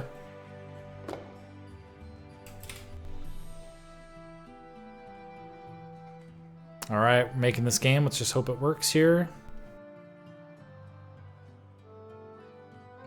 Greek gets weaker as time goes on.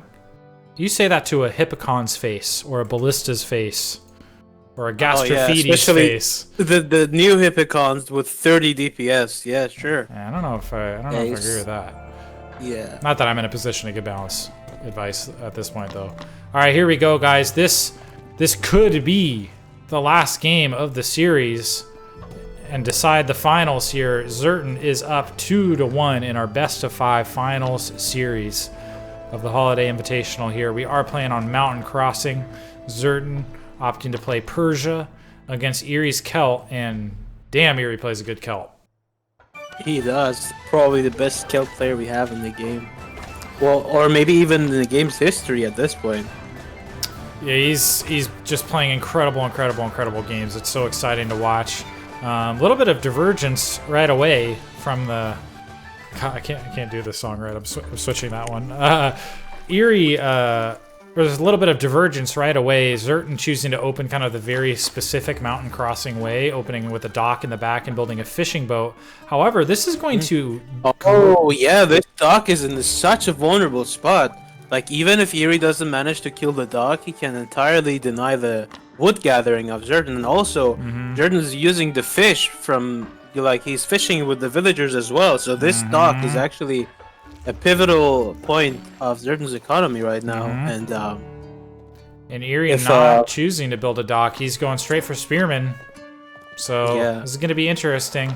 I'm curious to see what Zerton does when he gets to 100 wood here. Is he going for another fishing boat, or is he going to save... He goes for another fishing boat! Oh, the greed. Well, why would you do that against Eery? You know what I'm gonna say though. If it gets to this point, we'll see. Fishing boats shouldn't repair. No, yeah, or attack.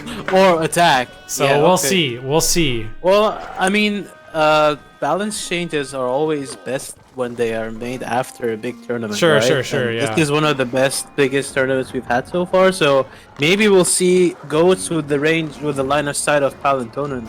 That's right. That's right. No ranged attack on fishing boats. Maybe we'll see the DPS of all aggressive Gaia animals reduced by 85%. Oh, you'd love to see it. You'd love to see it. Yeah. Well, we'll see Zerton, kind of making up for the greed a little bit by building his barracks with 3 villagers. So he canceled the fishing boat, by the way. Oh, did he? Okay, that's probably smart. Yeah. That's probably smart. Definitely. And wow, we'll see the first spearman now crossing the map for Eery. That oh wow, they're already here. Spot. And here we go. Let's see how much damage Eery is able to do with these spearmen. Because it's going to be a second before the first bar. Oh no, the first bar has popped out. And here we go. The fishing boat is trying to get in on the action with its own attack. And Zerton's able to defend this. Yeah. I feel like was Eery a little late with the spearman or something? Like, did he not queue him up in time? He was all right. Oh. Well, Zerton did sacrifice a lot of villager time. Yeah. And, he canceled the fishing boat. He put 3 villagers on the barracks. But those spearmen are all so low. Eery really needs to be careful with them. Yeah, he's not. It doesn't seem like he's going to be able to do much damage this time with his early push. But we'll see. Eery continuing to make spearmen, so he believes differently. Zerton did pop out another fishing boat. Badly housed. Ooh. Does he have loom? He's not producing anything at the moment. Okay, there's his house. And Eery taking this fight. No 8 tent yet. No, but too many Sparbara for Eery to be able to do too much damage at this point. Nice micro. Ooh, go get that. Go get that Sparbara, maybe. He's going to choose villagers instead. That makes sense. Oh, and taking 1 spearman to micro down that Sparbara. Very, very nice control here from Eery Meal. And he's going to go try to get as many villagers as he can, I guess, despite being attacked by these Sparbara. And here he goes. He's running away. So villager count after that, 18 for Zerton, 18 for Eery. Zerton did lose a couple of villagers, but he does have extra fishing boats. And a dock is now down for Eery as well, and he's producing his first fishing boat. But he needs to be careful.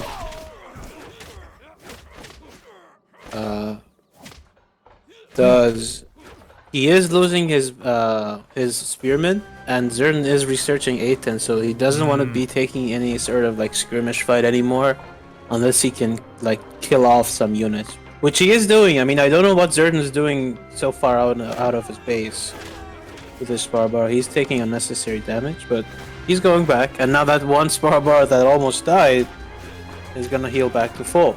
Yeah, we'll see if he thinks to snipe it. Not quite. Yeah, it does look like Eery's not going to be able to do nearly as much damage as he's been able to do in past games. He is still producing spearmen. Meanwhile, Zerton has started Bronze Age. It's almost halfway there. And Zerton's got... Eery is nowhere close to that. Yeah, so he's... I'm not sure what Eery's game plan is here. 4 fishing boats out for Zerton. Eery's still got his in queue. He's got 2. Eery's making a dock on a neutral pond, though. So nice. He has that going for him. Okay, excellent, excellent. That'll be a very nice advantage for him. He's able to hold that.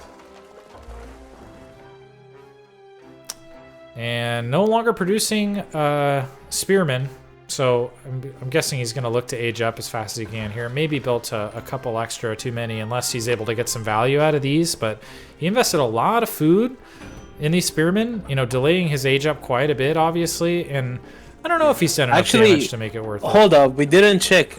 Is Zerton's pond susceptible to a backdoor dock? It could be, yeah, way down here. Okay, so we should keep an eye on that, because Ditto for that Eery has been doing a nice job with his fishing boats, making sure that he has vision on the coastline, because he sent 1 fishing boat on the top of his dock. But yeah, Zerton might get blindsided there if he's not careful, and if Eery elects to do so, of course. Oh my gosh, look at this! So Zerton came down to dock the middle pond, but Eery was able to defend it with his fishing boat attack. Okay. Yeah, look at that villager took a bunch of damage when trying to kill that dock, and he's actually going to come back and try to finish it again. But Eery's too smart for that. I'm pretty sure that Eery's gonna send a spearman, or at least a couple, to deny that dock. Yeah, he's sending or at least he should. Oh, well, I guess the Sparrow Bar are here to defend it. He's not going to be able to take down that town center. And yeah, Eery notices it. Zerton trying to sneak that dock. I wouldn't be surprised if he tries to do it again, but these fishing boats have an attack, and they're able to defend it. And yeah, here come the spearmen of Eery down there to finish this off once and for all. Does look, I love the effort by Zerton. It looked like he was going to try to go back and do it again, but he's going to get caught by these spearmen, maybe? He doesn't notice him. So that villager... Oh, maybe. Nope. That villager's going to get away. Very lucky for Zerton there. Ninja Persian villager. Yeah. Second town center just completing for Zerton as well. Eery does not have enough stone yet. Oh, yes, he does. He started his second town center. There we go. Oh, so overgathered again. Yeah, he is apparently keeping on gathering stone after getting interesting. The 300 stone. Maybe he plans on getting an early armor upgrade. We'll see. Yeah. I mean, or walls. It's very easy to wall up. Mountain crossing. It's always nice. Yeah. I remember. I think it might have been with you, PF2K. One of the couple of streams that I did recently. I think we were casting Eery on Mountain Crossing, and I can't remember his opponent, but remember Eery was attacking whoever was playing on the right side and those offensive walls on Mountain Crossing. Does that ring any bells? Carnage. Was he playing against Carnage? It was Eery against Carnage, and Carnage was wait, hold on, let me try and remember. I think it was Greek, yeah. It was Eery Greeks against Carnage's kill. And these Eery forward walls. All there. Yeah. That was an amazing game. That was so cool. Well, more spearmen coming in once again and going to take more villagers. Let's take a look at the villager count. 36 for Zerton, who's getting Sparrow Bar champion. Interesting choice. Good. 36 for Zerton, 37 for Zerton, and 40 for Eery. So Eery's got a small villager lead. Not to mention he's got 3 fishing boats down here on the neutral pond. And doing a good job spreading his fishing boat gathering to make sure that Zerton can't sneak anything in. And I love this aggression by Eery, always on the move with his group of infantry as scouts. It's exactly how you want to play this civilization. Now, Zerton does have double archery ranges, so he's pumping out bowmen 2 at a time. He does have a stable down. He's going to start building Asabara as well. So, these raids are going to become less effective in time if Zerton has good positioning with these bowmen. But, bowmen obviously a very, very good defensive unit. He's building that count up real nice. He's up to 15. Yeah, but Eery is also making slingers, so it's not like he's not completely unprepared. That's right. For this attack, but yeah, Persian bowmen do train really fast.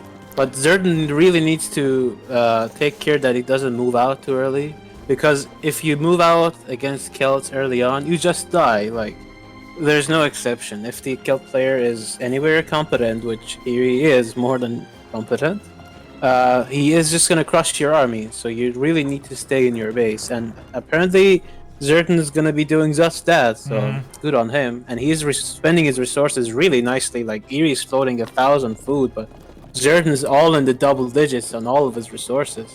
Very, very nice job. Yeah, interesting. Eery can definitely afford to pull a bunch of guys off food right now. He's floating 1,300. Zerton's gonna start the walling as well, but I don't think he knows that Eery. Sneaky Eery had a group of spearmen in here, but Zerton's going to come back and clean this up. Meanwhile, Eery wanted to start his wall over here, but not quite in time because a group of Asabara are going to come in and start harassing his second town center and gold placement. Yeah, Zerton is actually sending those Asabaras from the top, and I don't think Eery has much to defend. Yeah, it's actually... Oh, never mind. Never mind, he's just walking. Well... Picks off 2 villagers. Eery, very slow to react to this. There we go. He finally sending a group of units up, but he lost 2 villagers and a lot of gathering time for free because these Asabara are just going to be able to get away. Yep, they do. Doesn't even kill 1. Now he's going to wall this up and prevent that raiding from happening further. And this is very, very smart. Just downright necessary to do a mountain crossing. There are always these kind of small chokes here. It's really cheap. Very inexpensive to wall up these chokes to prevent raiding from happening. It's just a very good use of stone on this map. Doesn't take much stone to fully wall yourself in. Same with there's usually this front wood line here as well that you could easily just wall between. Yeah, exactly. That's where Eery had walls in that game you were mentioning earlier. Yeah, he had them offensively, which is crazy. Yeah, as Greeks even against Celts. Yeah, only Eery can do stuff like that. Worth noting that Eery got net lures. Zerton did not. Still got 3 fishing boats down here gathering, so a nice little economic advantage by Eery. 58 villagers for Zerton to 62 for Eery, so Eery still has the economic lead. Yeah, I mean, those fishing boats and the upgrade are a big reason why he's floating so much food at the moment. Seems like you're dropping frames a bit. Can you check your streaming software? People are mentioning that in the chat. Interesting. I don't know why. Nothing has changed. I haven't really opened up anything else. Somebody at home watching Netflix at 4K. I'm asking these guys if I can pause really quick, but I don't want to disrupt this fight, so I'm not just going to pause it out of the blue. But here we go. Big engagement coming in here. So Zerton thinking now's the time to push out. He could wait a little bit, like 15 seconds, 20 seconds for barbed arrows to finish, and I think that would help a lot. Does look like he's choosing to do that. And look at this! Zerton knows, man. He's coming up to do his own offensive walls. Oh, yeah, that's a...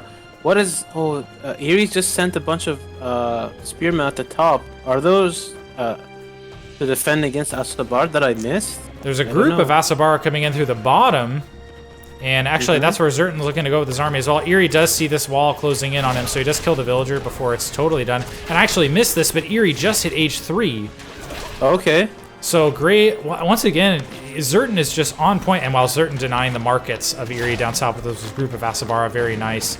Zerton, once again, just like absolutely on point with the timing of these pushes.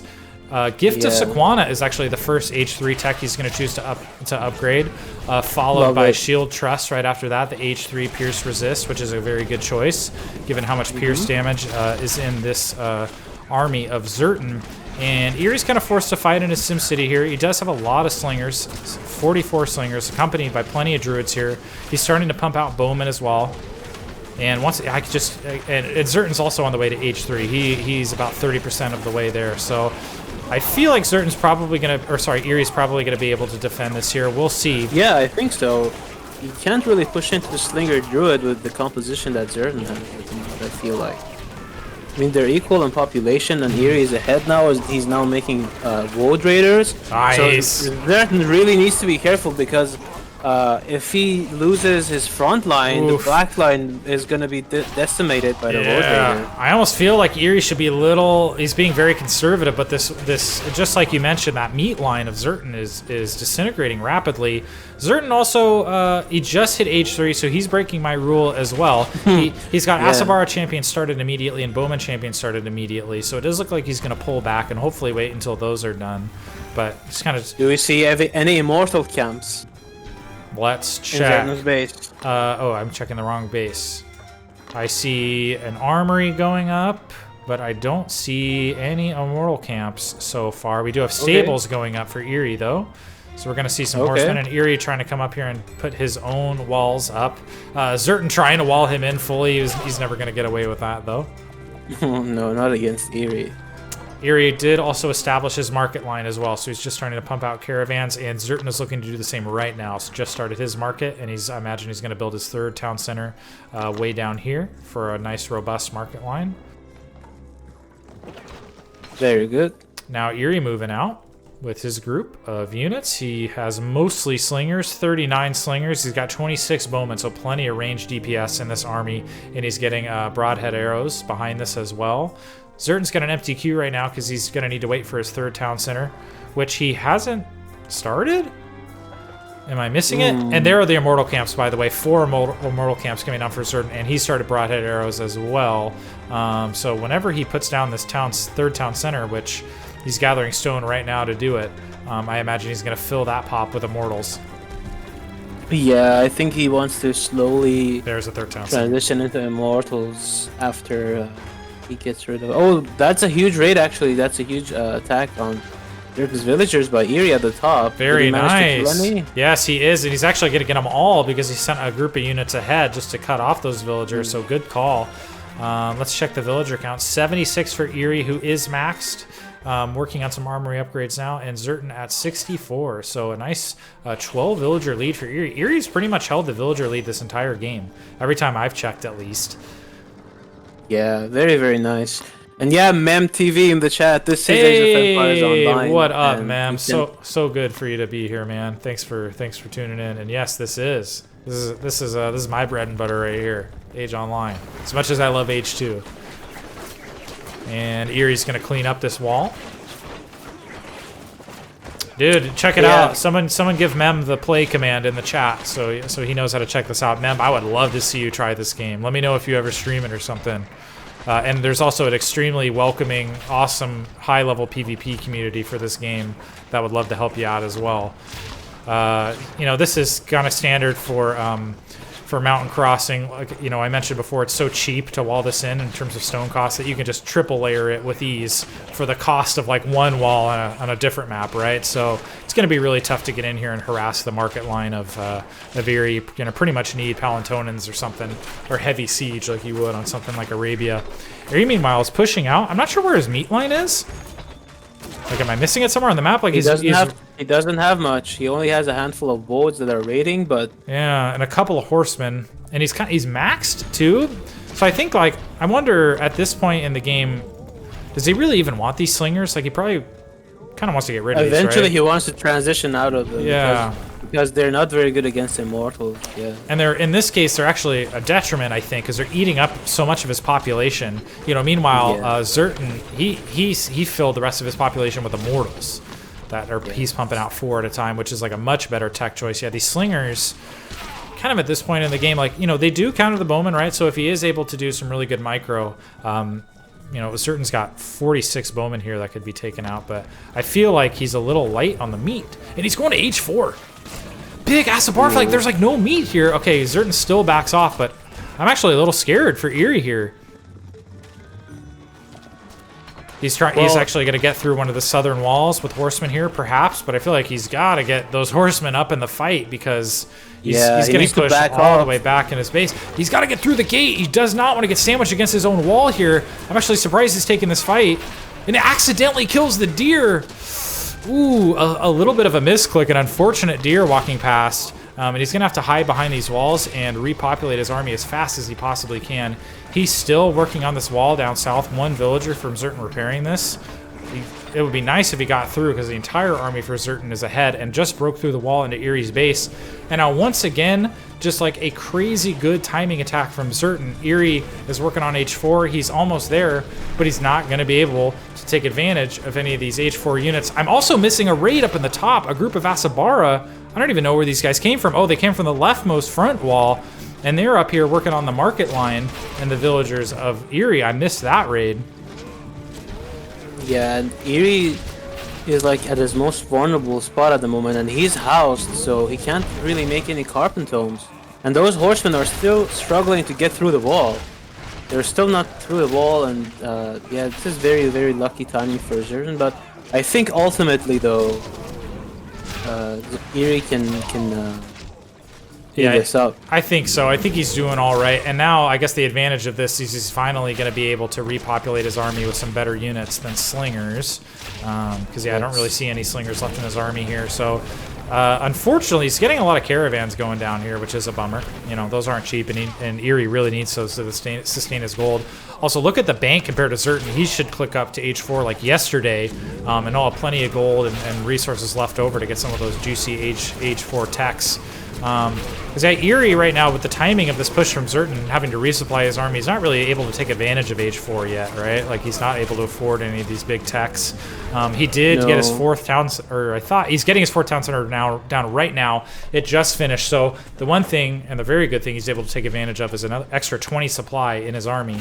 Both of these guys hovering at about 150, 79 villagers for Zerton, and only 67 for Eery. So Zerton finally taking the villager lead for the first time in this game, likely due to killing all those caravans, as well as this excellent Asabara raid that was happening up top that still isn't fully cleaned up. Those units for Zerton are going to be trapped there. They can't go anywhere. Yeah, they are trapped. I thought Zerton had another group of units coming in right now. He did have a few immortals, but Eery finally cleans this up. So as it stands, maxing out on Asabara. Actually, he's not going to H4. Maybe he is now. Yeah, if he's about 20% of the way there. So he is finally going to H4. Zerton down in pop, but I think that he's got plenty of resources. Well, not plenty of resources actually. Both these guys are really struggling. They're spending their resources really well. Eery holds that. Okay, so let's see. The dust is settled. Zerton is like 45% of the way to H4. He's got 82 villagers. Eery's got 77, so pretty much even that out. And I imagine Eery's going to add on some more caravans as well. He's producing carpentums and horsemen. He's transitioning to that kind of a composition. Zerton being relentless with the Asavara pressure up top, going after the gold mine here of Eery. Excuse me, he's going to send his own horsemen to go up top. And what? I guess what's the play from both of these guys? Is Eery looks like he's making kind of a cav-ish transition, horseman and carpentums. He's even getting carpentum champion, which grants them splash damage, which is so good. What's the play for Zerton, which he hits when he hits age 4, which is actually right now? Immortal champion, I'm guessing. Immortal champion, shield wall Sporabara, as surprising as that may sound. Shield wall Sporabara, and you need some siege of your own. You need war wagons, and you need some 1 or 2 palantonans, and you need to creep forward because otherwise the Celt army is just too mobile and has too much splash damage for you to revive. I mean, you can't do bowmen anymore against all of that, and you can try mounted archers and Asabara, I guess, but it's really up to you to micro better, because if you just A-move armies into each other, the Celt army is going to come out on top. Eery, this is a really scary push. Eery's in the base of Zerton. Max supply, 200 out of 200. Zerton does not have his 4th town center down yet. I'm not sure if he started it. Yes, he has. It's actually almost done here, so he'll be able to max out at 200 as well in a moment. Eery's in his base here with a huge group of bowmen, and he might even be able to deny this fortress. Ooh. He does, and that was almost done. Man. So Zerton losing a ton of wood and stone there on that fortress. He is actually doing work on the army of Eery. Eery's like backing away, but losing a ton in the process. There are a crazy number of Asabara, 26 number of Asabara just up top. There are a few more down below as well. How is their market line looking? How much gold are they getting per trip? Let's see here. Do the TC or... Oh, we'll see. No. The market. Only 63 for Eery. And I doubt Zerton's going to get much more. 62. So they're about even market line. Equal. Okay. Nice forward fortress here for Eery, by the way. And I imagine he's going to start getting some stone throwers out of this. Although look at the resource count. Like Eery's spending his resources so well. Very, very even. Good for Eery. He's at 82 villagers to the 87 of Zerton, so pretty even. Zerton now getting Shield Boss, which is the age 4 pierced resist upgrade. Very nice cool armory. Name. Yeah, Shield Boss. I love that. Yeah. If I ever change my username again, I'm gonna go Shield Boss. Shield Boss, yeah. And Eery not relenting here. He's starting to mix in carpentums. Still has 1 slinger left over from age 2. A bunch of horsemen as well. And kind of they're both raiding and counter raiding constantly with these groups of Asabara and horsemen. I probably missed a bunch of raids as well. And here comes another big engagement. I think Eery very wisely backing off. The thing about Eery, like, I don't see a lot of meat. I guess that's, well, no, there is. There's 11 horsemen here, but he desperately needs to get them to the front. Didn't control that as well as he could. There's the stone thrower for Eery, though. That's very nice. And doesn't the stone thrower bonus damage against infantry as well? It does, and it's inherent, right? Not as champion. Yes. Okay, and I actually remember this one. I think this is a balance change that we added specifically for this matchup against Immortals. I think it was supposed to be for Immortals. And a right goes down. I don't know the way to tell. The damage right. Is it Andrasta? You can hover over it. You can hover over it. Oh, where? The top right. Oh, there it is. Right. I didn't realize it's up there. Okay, so right of Andrasta. So increases the damage of all militaries by 15%. Very nice to pop in a little bit in an engagement there. A second stone thrower coming out from Eery, and Eery was able to push back this army of Zerton, so he's getting into the base, and he's going to go after, let's see what he's going to go after. I imagine these town centers, unless he's going to try to land these shots on the Immortals. He is going after the TC, the first TC of Zerton. Yeah, I really enjoy watching Eery utilize the Celt Fortress to get all of those siege units. Yeah. Last game he did it with the Rams. This time he's doing it with Stone Throwers, and I think that's excellent play. Zerton's struggling with his food supply here. The Pops are very much in favor of Eery. 81 villagers to the 92 of Zerton, but Zerton's really struggling for food and struggling to repopulate here. He's down 50 supply. Oh. And this town center is probably going to go down here. Both of them. They're both in the range of the Stone Throwers. Wow, and it's not going to make a huge difference in the short term because Zerton isn't even able to reach 160 supply. There he goes. But yeah, so this is a pretty devastating blow here. He is going to be able to afford to rebuild at least one of these pretty much right away. Yep. And down goes the first town center. So he's capped at 180 supply until that fourth town center is rebuilt.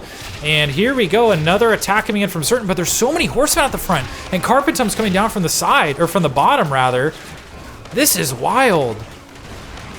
It is, it is. I think Zerton could really use some Spar Bar here to tank. Because not only do they do well against the Carpentomes, and the Stone Throwers, by the way, because Shield Wall does increase the crush armor for Spar Bar by an insane amount. Another Rite of Andrasta, by the way. I'm sorry, go ahead. Cool. Yeah. I'm just trying to say that he could use some Palantoners of his own and some Shield Wall Sparabara. But Immortal Asabara, I'm not sure it can do well against what Eery has. And Eery's just ignoring the army of Zerton and just going for the TCs entirely. Oh, is he gonna take out this armory before Chainmail finishes? Wow, Zerton taps! Incredible game! We're gonna go to game 5. Dang, Eery.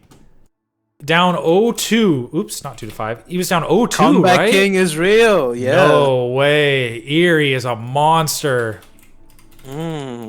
Excellent. Um, Very, very nice game by Eery. Super well played. Sorry. I'm just talking to these players. Wow, what an incredible game. So is Eery at the very end took out 2 of those town centers. He's working on a 3rd. And Zerton, just like looking at his resources, kind of having a food issue, I think, despite having 32 gatherers. Oh my gosh, he doesn't even have the Age 2 farm upgrade. Oh, that's tough.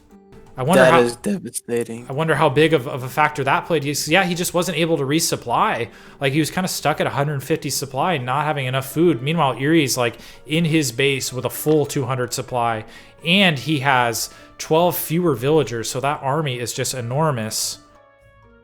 Did we already play EQ in this series? I don't think we did. No, not that I can remember. No, it was Arabia, Oasis, and Treasure Island. Yeah, so you're no right. You're right. Wow, guys, crazy. So after an entire tournament worth of sweeps, we're gonna go to game 5 in the finals. Eery went down 0-2, somehow clawed his way back. Every single one of these games has been amazing. I think I have a feeling who's going to win the fan favorite series here. Maybe only for the fact that there were more than just a minimum number of games. Holy cow. Zerton did not play poorly at all. He played amazingly. He came up here, and I was very worried for Eery, some of these pushes. He started getting down those forward walls. Sorry, I'm just responding to the players. He started getting those forward walls down, and he was in the base, taking out some of the infrastructure. There was a huge Asabar raid up here at one point that devastated the market line of Eery. I know I missed others, but Eery just hung in there.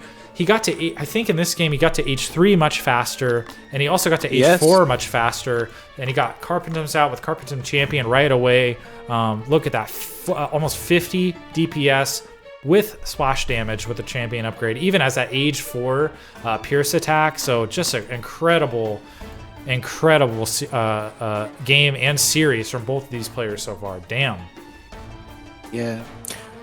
By the way, for the people who are asking in the chat about the Romans, once the tournament is over, we're going to have a rematch of Striker against Recon, this time with the Romans included. Yeah, so stick around, stick around. I'm seeing if these players want to do like a 5-minute break, just to let them maybe think about the next game and, you know, build anticipation and whatnot. Thank you guys, everybody, for tuning in. Thanks for the follow, Roramimbo. And we got another donation, by the way, during that game. Oh, from Randy600. Randy600 with a $1 donation. And said, it's Mr. and not Mrs. Anyway, you're welcome. I'm not sure what that's a reference to, but thank you so much for the donation, Randy. I really appreciate it. Yeah. So hopefully we'll get a Randy 1 with a 600 donation next. So we are at 626.55. And look at the prize pool so far, guys. So the winner of this game is going to take home $313. Second place, 188. Third place, 125. Yeah, ma'am. I realized that today. I'll have to fix it for next time. I don't know why I've got a delay. But wow, great game. I'm very pleased. I'm very pleased that we're able to get these games on the tournament. What an awesome series so far. Yeah, I try to use. This is my first time using XSplit. I almost always use OBS. I let my buddy talk me into using XSplit, but yeah, I think it'll be my last time. Because I'm on just a single PC setup, so I think I need something more lightweight. I think I need to use OBS. I also might have my camera set to 4K for no reason. That might be what's causing the delay. Actually, at least I think it's in 4K. It isn't actually. It's just full HD 30. So no, I'm not sure. I'm gonna blame XSplit, even though for no good reason. Yeah, always. But yeah, guys, we're just taking a short break here. We're gonna hang out. And I think my party's bugged again.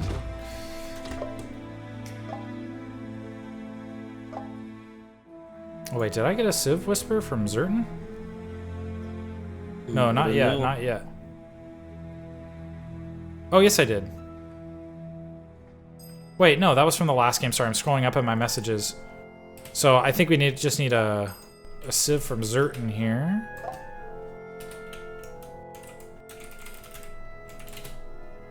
Which, I don't know, why am I not able to... Why is it doing this? I'm gonna relog here, sorry guys.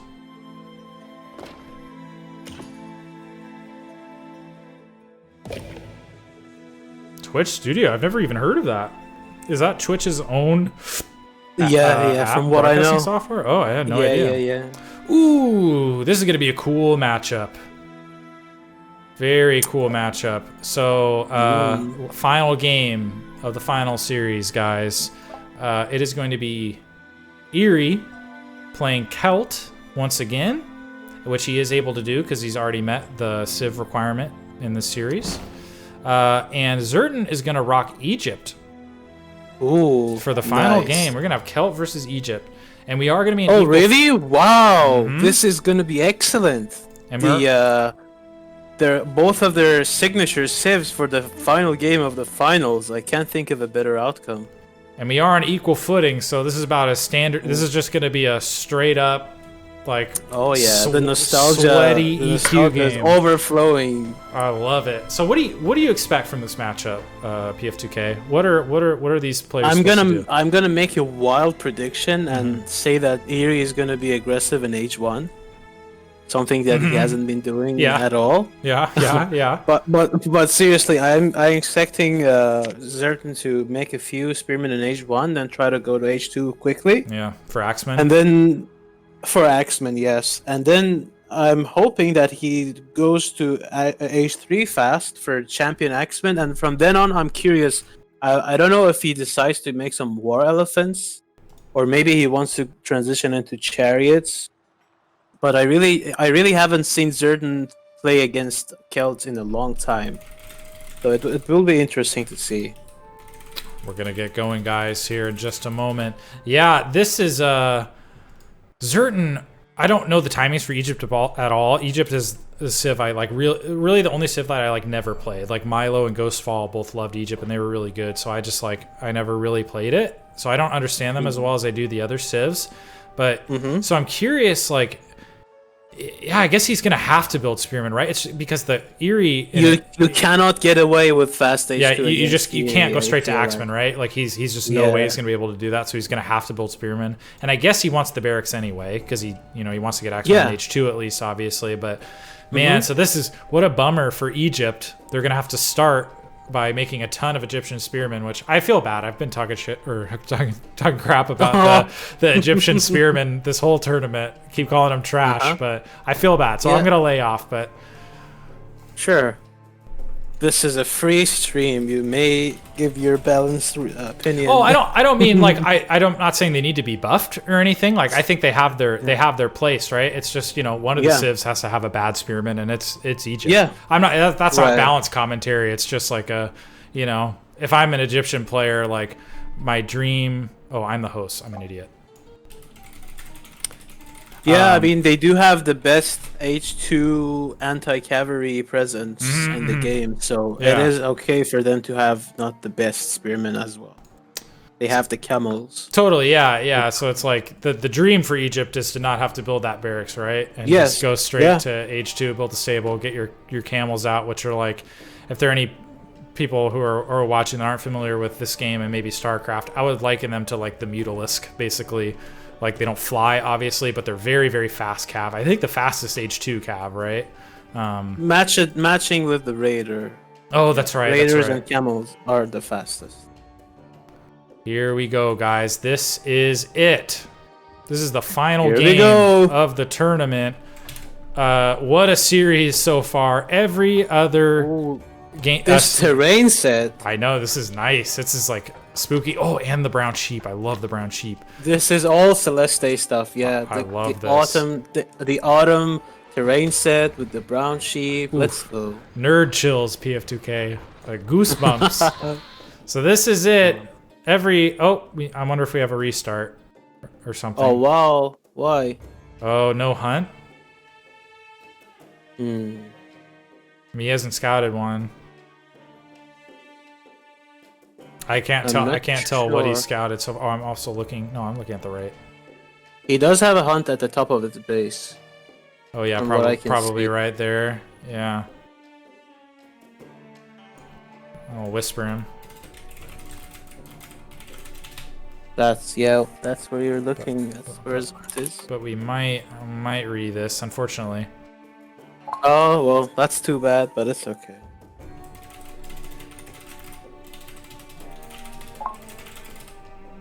By the way, Recon, Striker, and Andy, if you can answer me on Discord if you're listening to me, that would be nice. These guys have until 2 minutes to call a restart. Okay, so he's gonna scout a little bit more, I think. Okay.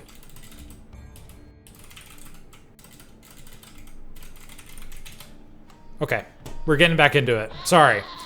So he's gonna scout a little bit more, and then hopefully, these guys hop up until if you're not sure what's happening, like just because it's to keep things fair in a tournament setting. Age of Empires, obviously. Oh, this deer is so beautiful. Age of Empires, in all the games, Age Online is no different. Random map script, right? And just sometimes and because of that, sometimes there are some map imbalances. Like, hey, I don't have a hunt, or it's really far away, or my second gold sucks, or tree lines are weird, or whatever. Like we're given a 2-minute buffer at the start of every game for a restart, just in case there is a map imbalance. But yeah, guys. Anyways, this has been an absolutely crazy tournament so far. Every single series before this has been a sweep. There have been incredibly close games and wonderful, awesome games. Awesome, it's like totally worth watching. But ultimately, the end result has been a sweep, and now we're in the finals. Eery goes down 0-2, right? So it's like, oh my God, surely we're not going to get another sweep. And now he's clawed his way back 2-2, and the finals is a best of 5. So the winner of this game is going to win the finals of this tournament. And we're on equal footing. This is like the most standard, like competitive PvP players. Like this is the go-to map, for like a quick 1v1, a standard 1v1. Like You know, this is akin to, actually, pretty much like akin to like Arabia on H2, I would say, which is kind of like that standard choice, right? So EQ is just like the super straightforward balanced map, no surprises. There's no like weird no opening shenanigans. Builds. Yeah, it's just a straight up absolute game. standard. So this is, you know, boring choice, I guess. You know, I wanted to see some fun maps, but like I don't blame these guys for the final game in the tournament. They're choosing EQ. And we've got an interesting Civ selection as well. Eery's playing Celts, which, you know, I don't think is going to surprise anybody. He's been a beast with Celts. I mean, in general, but especially with Celt. He's just been an incredible player. And PF2K, you mentioned, like, maybe even the best Celt player of all time. Meanwhile, we have Zerton choosing Egypt, and we have seen a fair amount of Egypt in this tournament. Actually, way more than I would have thought. However, Ace pointed out in the chat, we're pretty sure that Egypt is at 0% win rate for this tournament. We've seen at least 4, maybe 5, I don't know, something like that, Egypt games. So, you know, a fair few, but they've never won. So we'll see. Let's see if that changes. Yeah. And it's not to say they're a bad Civ. Quite a bit different than the others, I would say, but they're an awesome Civ. And do you think this is Zerton's main Civ? Is it Egypt? It's his signature Civ. It's been the Civ that he's played the longest for as much as I can know, for as long as I know him, and I think he plays them really well. But let's see. Oh, I'm worried already. Maybe. Look at this Temple of Ra placement, way up here. No. It is within the TC, but how many times has Eery denied a critical building at the start of the game? Now his spearmen are on the wrong side for it. I'm gonna go to Eery's vision, and he doesn't know it doesn't know it's going down. Obviously, it hadn't started yet, but we'll see. It's just starting now. If he's able to scout this, that would be huge. I doubt it. His scout's way out of position. You know, he's way over here, up on the left. I think it would be kind of cool. This is, you know, obviously these guys don't have much room for improvement. They're at the very top, but it would be, you know, in this situation when he's moving out with the spearman, I would love to see him have his scout down there and look for an opportunity like that, right? Where he's going with these spearmen, because almost glad that he didn't, because what a terrible way to end the finals if he just snipes that Temple of Ra right at the start and it's an insta GG. But yeah, maybe, you know, that would be one thing to make this push even better. But as is, looks like Zerton's going to safely get to H2 and able to start producing Axemen if he wants, and somehow get an opener where he didn't really take any losses from Eery. I think maybe the very first game where Eery doesn't get anything. Last game it didn't do a ton either, but I at least got a couple villagers. Hey, if you make the Egyptian build 10 spearmen, you already won. That is true. That is true. I guess he ended up having to make 8. So not bad. 8? Even just just showing the force of like his presence here, forcing the Egyptian to make spearmen. It's spearmen that they don't want to build, right? Also, want to call out the placement of the second town center from Eery, who's already getting it up. Very nice play. Wow, about polar opposite. So this is, I would consider this forward. It's not super far forward, but it's on a forward gold. It's taking his hunt as well. Certainly could be much more conservative and defensive than this. Meanwhile, Zerton playing it ultra safe.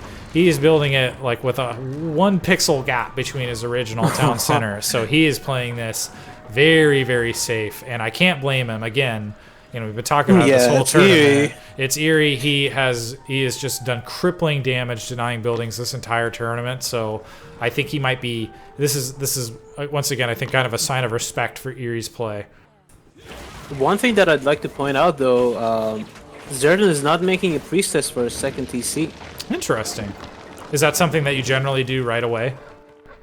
I think so. He does have the gold for it. Yeah, they're 100 gold, right? Yeah, they are. So isn't going to get the empower bonus quite yet.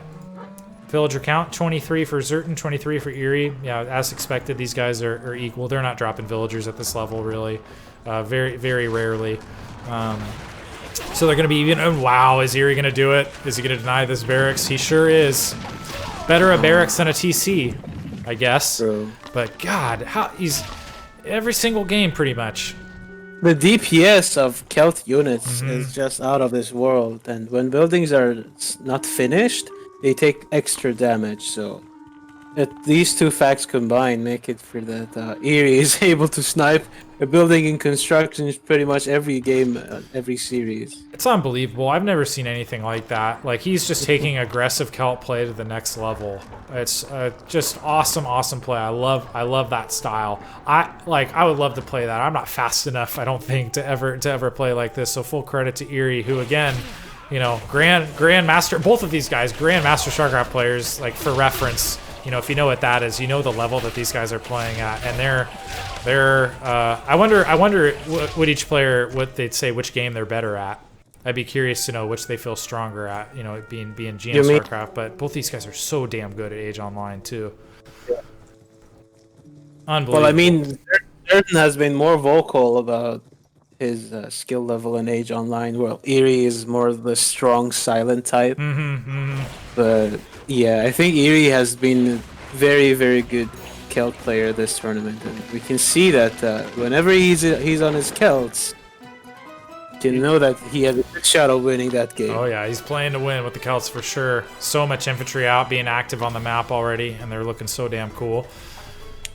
And he's just playing his game. He's done this all tournament, just constant aggression. He's going to be in your base with this fast group of 7-speed infantry the entire game until you're like totally walled up. Yeah. And yeah, he's already ahead in population. Yeah, ahead in population. Is that a Temple of Set? No. Where did I see a Temple of Set? Really? I think I saw it to the right of his Zerton TC. Oh, never mind. I think it's his house. Yeah. Incredible defense by Zerton, by the way. He knows what Eery's doing and what he's done this whole tournament, which is that crazy multi-pronged raiding. So he split up his own. Army. Very smart. So he's protecting his brand new hunt over here, which he needs, primary source of food, and defending the wood line, you know, down south where Eery just tried to hit. So he's gonna get a watch post, but not much else. Nice defense by Zerton there. And let's check. Yeah, one thing that I'd like to criticize Zerton for is lack of priestesses. Wow, still not empowering that second TC. Yeah, that's pretty big. Or a priestess to heal his army. Yeah. And most of the other Egyptian games that we do have the Axeman facing off against the Longswordsman, it's going to be pretty close. Ooh, wow, a little bit of hesitation from Eery, and he's going to actually lose a ton of units. Might have wanted to stand and fight there. But yeah, and I was going to say in the other Egyptian games that we've seen so far, we've actually seen very heavy priestess play, right? Like tons of priestesses in the main army healing, which are so good. They are. And Eery's got, he's got druids. He's got 2 druids out already. And melee attack on the way. Very nice. Very early armory here. And that's well before an army is Zerton, right? I haven't seen one. Oh, I'm missing a raid at the bottom. Eery trying to get in with another group of longswordsmen. I can't keep up with his raids. And there's the Temple of Set for Zerton. Okay. So Zerton coming in very early with the Temple of Set. Oh, can you imagine if he was able to snipe this? I'm like still nervous for him. Even that, I wouldn't build it that far out, knowing Eery. Yeah. But Eery doesn't look like he's in a position to be able to deny that. But God, that would be insane if he was. And Eery's it doesn't seem like he's going to get to H3 anytime soon. Doesn't have the resources for it. He's instead putting down 2 archery ranges. Yeah, I think when you're playing against Eery, a good strategy might be to sneak a villager to the very corner of the map and build your Temple of Set there. Because there's no way he can actually see that there. That would be funny. Yeah, it does look like it's going to finish here, fortunately for Zerton. So what do you expect now? Are we going to see some like chariot archers maybe? I don't see any stables out yet, so I guess no, I think Axeman champion, but the thing is, I keep saying this, but the lack of priestess is going to be detrimental to the outcome of these fights, because Eery has all of that sustained with the druids and also the damage boost that he's getting. So if you don't have something to counteract that with your own priestesses, it's going to be rough, even if you have Axeman champion, which Zerton is getting right now. But how many Axemen does he actually have? He has fewer Axemen than Eery has. He's got 40 to 31. So he's got a nice Axeman advantage. There's a huge group down here, and so he must be down a lot in villagers then. Let's see, 49 villagers for Zerton, 59 for Eery. Yeah, so he's down 10 villagers actually. Axeman champion just finishing. Eery did choose a really good time to push in there right before Axeman champion was finished, but he didn't keep the pressure on. So Axeman champion is now finished. And we got a raid.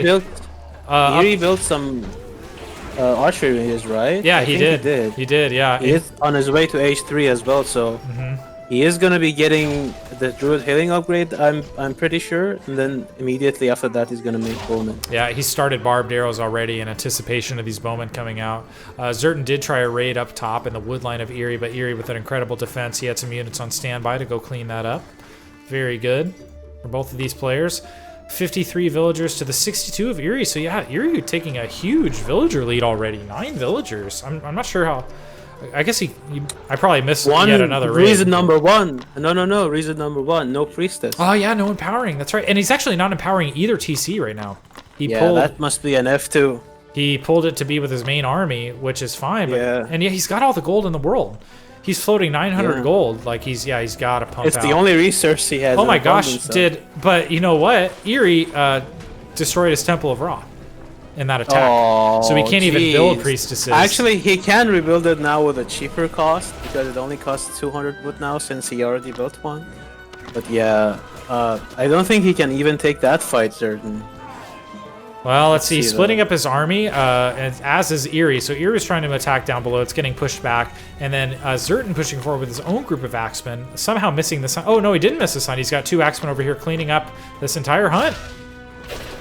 Yeah, Longswordsman champion on the way for Eery, almost done. Once that finishes, nice. Low number fights are going to be in favor of for Eery, yeah. He just turned and fought for a little bit. He's got, look at all these bowmen up top, 8 bowmen, and he's got more producing. Another 3, so he's making this really cool transition in these games, putting down 3 archery ranges on the way up to H3, and then just pumping out bowmen 3 at a time and catching his opponent kind of by surprise, right, with this group of bowmen out of nowhere. Yeah, he's up to 12. Yeah. 14 now, and now he's able to turn this army back with ease, and suddenly Eery's at 133 pop, only 113 for Zerton. Zerton 62 villages, 69 for Eery.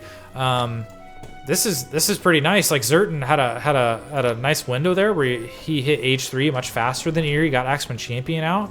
But kind of the gap is closing. The momentum's kind of in the favor of Eery here, and now he's crossing the map with his big group. 13 bowmen in here and 30 Axeman or Longswordsman Champion, 46 Axeman Champion here. Wow.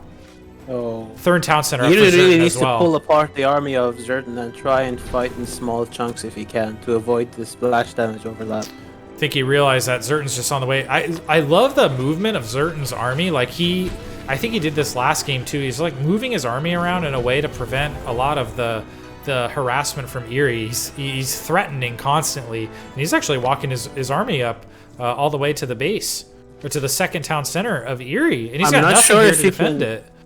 Yeah, but I don't think you can base trade with a Longswordsman army because as good as Axemen are against infantry, their base damage is much lower than the Longswordsmen.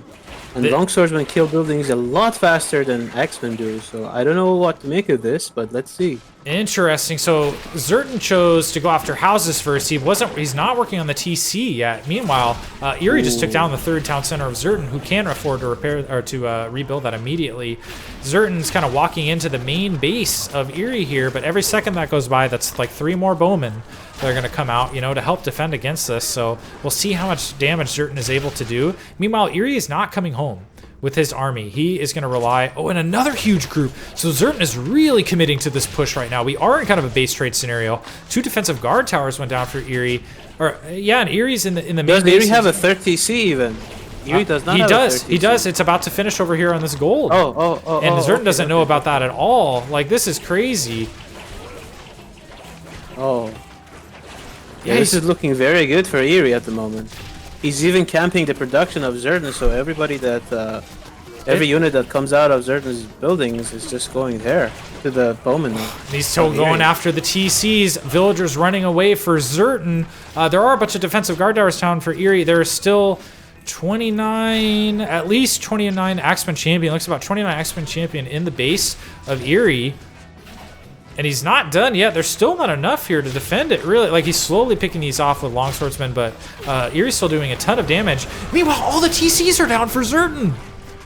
Oh my god. He doesn't even have the stone to rebuild any TCs. Oh, he is building one. He is building one up here. But Eery's on the way to look for it. Oh my god, is he going to go find it? There's a fortress right here covering berries and the new berries and wood line for Zerton. Group of longswordsmen coming up here. Oh, they're going to turn around before they find that town center. Meanwhile, it does look like Eery was finally able to defend this. Actually, still not cleaned up. There's still a group of 7 axemen up here killing villagers. But again, axemen are not good at taking down buildings. Eery is eventually going to clean this up, but what a crazy game. These defensive towers from Eery actually helpful. So wild. Well, things have... I mean, there's still axemen up here threatening Zerton. And Eery... or threatening Eery, rather. Sorry. And Eerie's still in the main base of Zerton. And he's just destroying the population, killing the houses. Zerton can't even produce anymore. Yeah, like he's got a bank. He's got a small army, and he is down in pop, but not by a ton. You know, he retained 71 villagers to the 44 of Eery. Wow. So Zerton, if he's actually able to stabilize here, is going to have a huge advantage. Like, he's got a huge economic advantage, but that means his army is so small. Yeah. I think this is his entire army right here, which is actually going to come up here and go after Eerie's 3rd town center. But meanwhile, and actually Eerie's forced to respond. He's going over to the right side. But yeah, you're right. Eerie's just destroying the infrastructure. More villagers having to run away here, and he's going to get all these houses. He's going to kill a 2nd Temple of Ra. Maybe an armory in here. All the production facilities going down. And the houses. Eery is just doing so well with killing all the houses. Like, Zerton can have all the villagers in the world, but if you don't have units, like, what good are they gonna do for you? This is basically Zerton's entire army over here being chased now by a huge group of units from Eery. Yikes! Oh, these bowman shots are gonna be so devastating, and he's gonna have to run down under the cover of this fortress. I think that's the one thing Zerton has going for him is Eerie's not really in the position to take down a fortress. Until he gets his own fortress and rams up, but like longswordsmen and but he has 80 population ahead, so and most of that is army, right? He's got 51 villagers to the 66 of Zerton, so he's got an absolutely massive army. He's just going to take out what he can. Another town center. This is going to be the 4th town center that Eerie's killed, and I think 5th overall because one of these town centers was taken out, right, by Zerton. Crazy game. And here's an elephant out here, actually. I think this is the first elephant we've seen in the tournament. I think none of the Egyptian players were building elephants before. Correct. Wow. Good to see elephants, but probably a little too late. Armory going down. There's just like no production, right? Like there are no production facilities all here. The villagers in the world will not help you. But he's got the wood. He's got to slap down like a ton of barracks or something. No food. He's queuing up some elephants, but yikes! I don't know. Looking really good for Eery right now. He's even getting a spearman champion, so those elephants are not going to be long for this world. And a big fight in the middle, and actually it does look like Zerton's doing pretty well in this fight, having these 2 elephants. He's cleaning up a big group of units of Eery's, but Eery is denying a bunch of gold gathering going on. Not that Zerton actually has a pretty large bank of gold right now, so he's doing okay. Oh no! 28 villagers on the run from a group of longswordsmen. Oh man! This last town center goes down. Oh, that's a timer. Zerton does have the resources to build another TC, but there are no villagers in a safe spot to actually build it. I feel like there is, all these villagers are on the run. Here he goes. Zerton is building his town center in the middle, but Eery's actually going to see this immediately with his group of longswordsmen. Main army of Eery is still on the right side, or one of the armies rather of Eery is still on the right side, but there's not much left to kill. Like, he's not going to be able to get past this fortress, I don't think. And here comes the very few units that Zerton has left, coming up here and going after the 3rd town center of Eery. Crazy game. It does have elephants this time, so the TC is going to go down quite fast, but it it doesn't have the economy to back it up. Like, Eery's at full population still. Eery's looking so good. Look at how well he's spending his resources too. He's like just still macroing out of his mind despite having like crazy unorthodox circumstances in this game. Zerton's on the run. Like, I don't know, 2 elephants are a formidable raiding force here, but I don't know if Eery is going to let him do any damage with these. Like, he's chasing these elephants down. He's closed it in on this army. And in the meantime, another fortress up for Zerton. That's very, very smart. Like, Eery still doesn't have really anything that can take out a fortress, but denies another town center rough. And there's another TC that was trying to go up over here, but it's going to meet a group of bowmen. This is crazy. I don't even know what the villager counts are. Let's see. 56 for Zerton and 64 for Eery, so it's still close. That means Eery's army is over 100 population. Yeah, he's got a giant army. Oh no, and he's finding more of Zerton's villagers that were gathering gold. That's tough. He needs those villagers so desperately. He can't afford to lose stuff. 50 villagers to 65 for Eery. So at one time in this base trade, even though Zerton didn't have a big army, he did have a big villager lead, but that villager lead Eery just kept destroying the houses of Zerton until he had enough villagers to match him in villager count. That was really well played by Eery there. I don't know how... Zerton... Oh, go ahead. I'm just saying that I don't know Zerton how he's able to still survive, but he is making some elephants on that right side. But I don't know about this. Like Eery is fully maxed out. He even has a caravan line going, while Zerton is struggling to get the bare necessities out right now. I have no idea how he's even affording the elephants that he has. Yeah.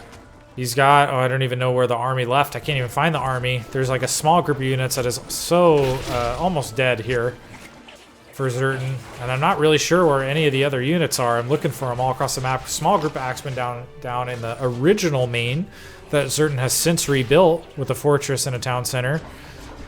So this is about it. This is the army. 2 very hurt elephants, 17 axemen champion, which is going to be enough to defend this small group of units. While Zerton desperately tries to rebuild, he's getting an armory up, a second armory up rather, and I guess he can afford all of these. That's upgrades. Optimistic. Yeah, but I think I would invest that in your production facilities, right? He's still only on 2 barracks, like maybe some chariot. Yeah, here's another town center. So he's like slowly and trying to rebuild as fast as he can, but meanwhile, like in comes I think what could be the death push here. Because the most of the economy isn't close enough. Army. I know most of the economy isn't close enough to the fortress, so the fortress isn't going to help. Yeah, he's just going to kill everything else.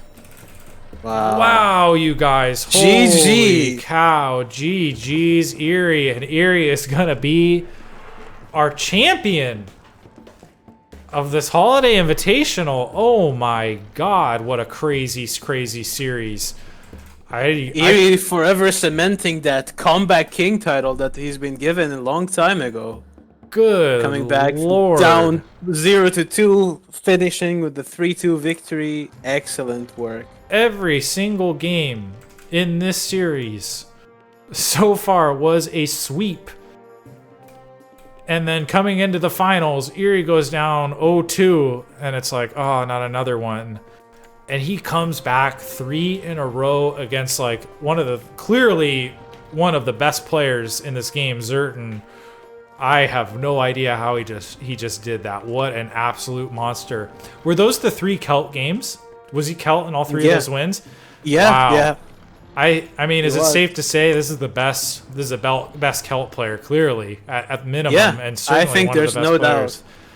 Jeez. Like this victory has so many dimensions to it that I can't like say it in the stream. Like so many banter and trash talk opportunities have been created from this tournament finals. I'm super stoked. Yeah, easily the best series in the tournament, like Luki Pro says. I fully agree. Do we even have to? Oh, we'll do the fan favorite vote, but I know which is. I think I know which one right now. Oh my gosh, wild game. Zerton, like very interesting strategies. Like almost in every single game, there was like some kind of base trade. Or at least like several moments where if it didn't turn into an all-out base trade, it was like the 2 armies were on opposite sides of the map, you know, not coming home, right? Like, and Zerton forced every single one of those, I believe. So crazy play. Oh my gosh. People are asking if we're going to do a winner's interview. Oh, I would love to do that. I would love to do that. But give me. You want to hop on? We can hop on the, or we can just add Eery to this call. Let me ask if he wants to do interview. Give me just 2 seconds here. One moment. Yeah. Wow! Congratulations to our champion Eery. I forgot.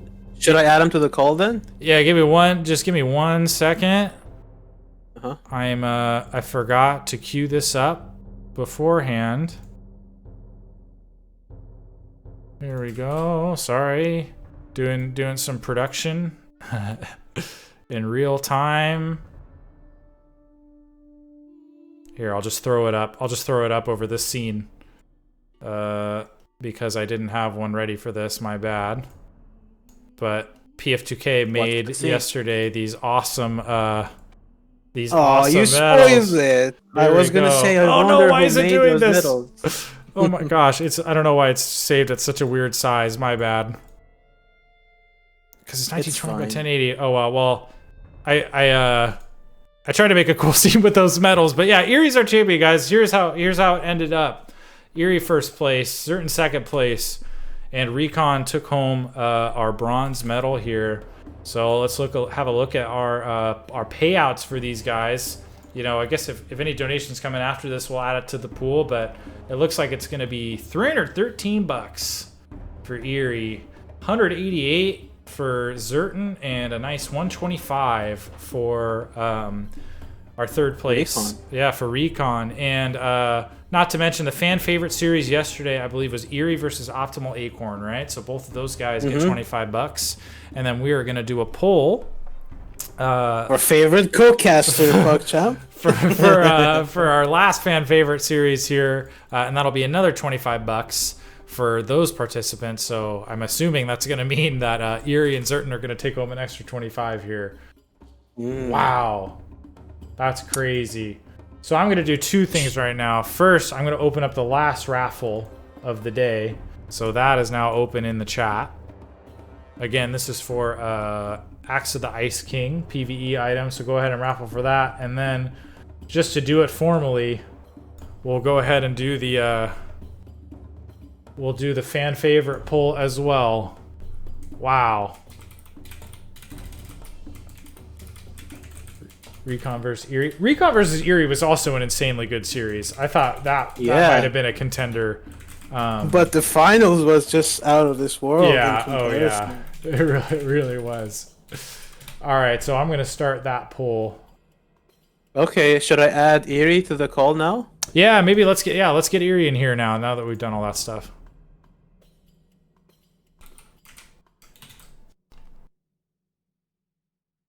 So we're gonna get Eery on the line, guys. Hopefully. I just added him to our call. He's the tournament winner, so say hello to him once he comes online, guys.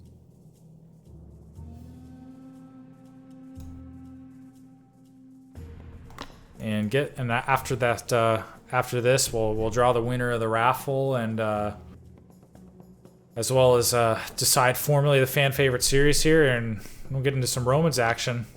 Oh, I thought we had Eery for a second, but it looks like he dropped, but we'll hopefully get him in this call. Oh, and then we gotta also do the informal co-caster poll as well. we'll sneak that in there, and we'll do something official for it next time as well. Yeah, for sure.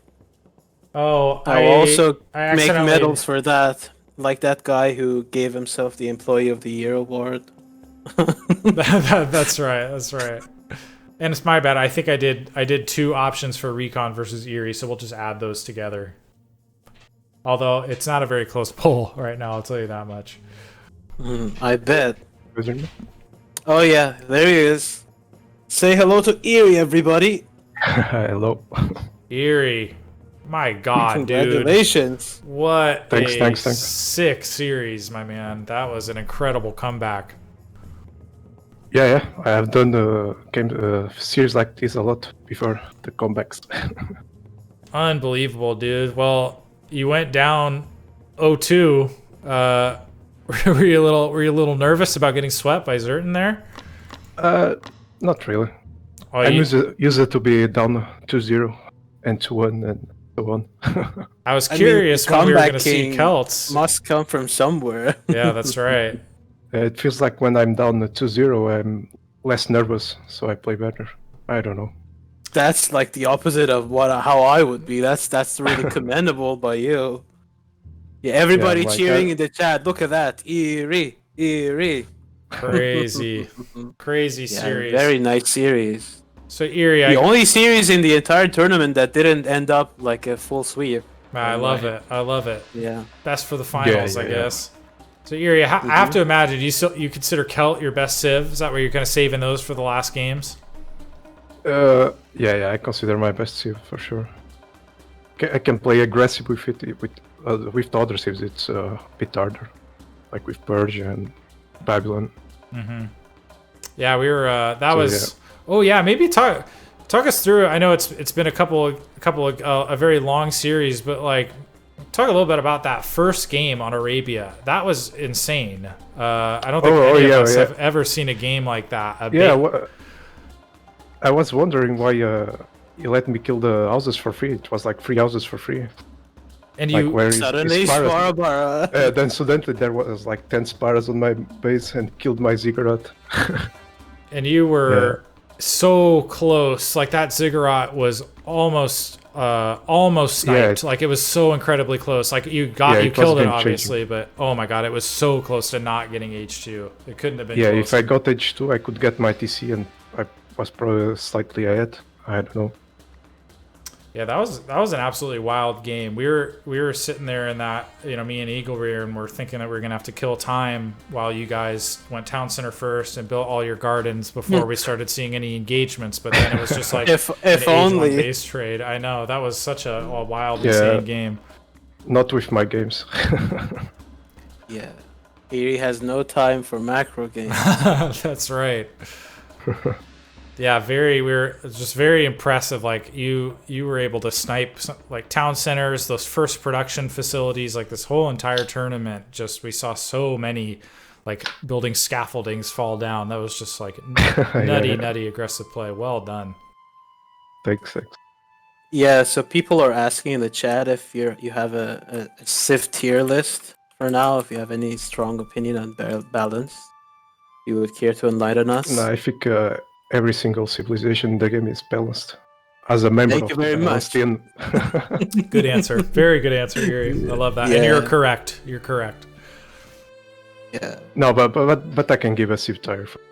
So probably Celts and Persia, 1 and 2nd. Then it's probably Babylon. Then maybe Greeks, Norse, and Egypt.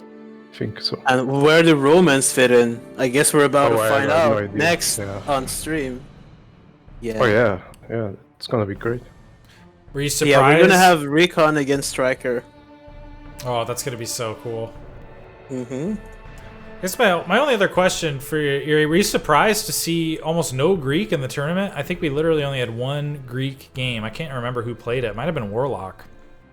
Or maybe Anxiety. I can't quite remember, but I am pretty sure we only saw 1 Greek game. Like, are you surprised by that? Not really, because the current meta is too much speed units. Cav and with Celts, you have the infantry, which is very fast, and the Greeks are kind of slow, so it's hard to fit in the meta. And the maps as well. Some of the maps are very open, so it's hard for the Greeks to defend. Yeah, only works like in smaller maps like Mountain Crossing and Equal Footing.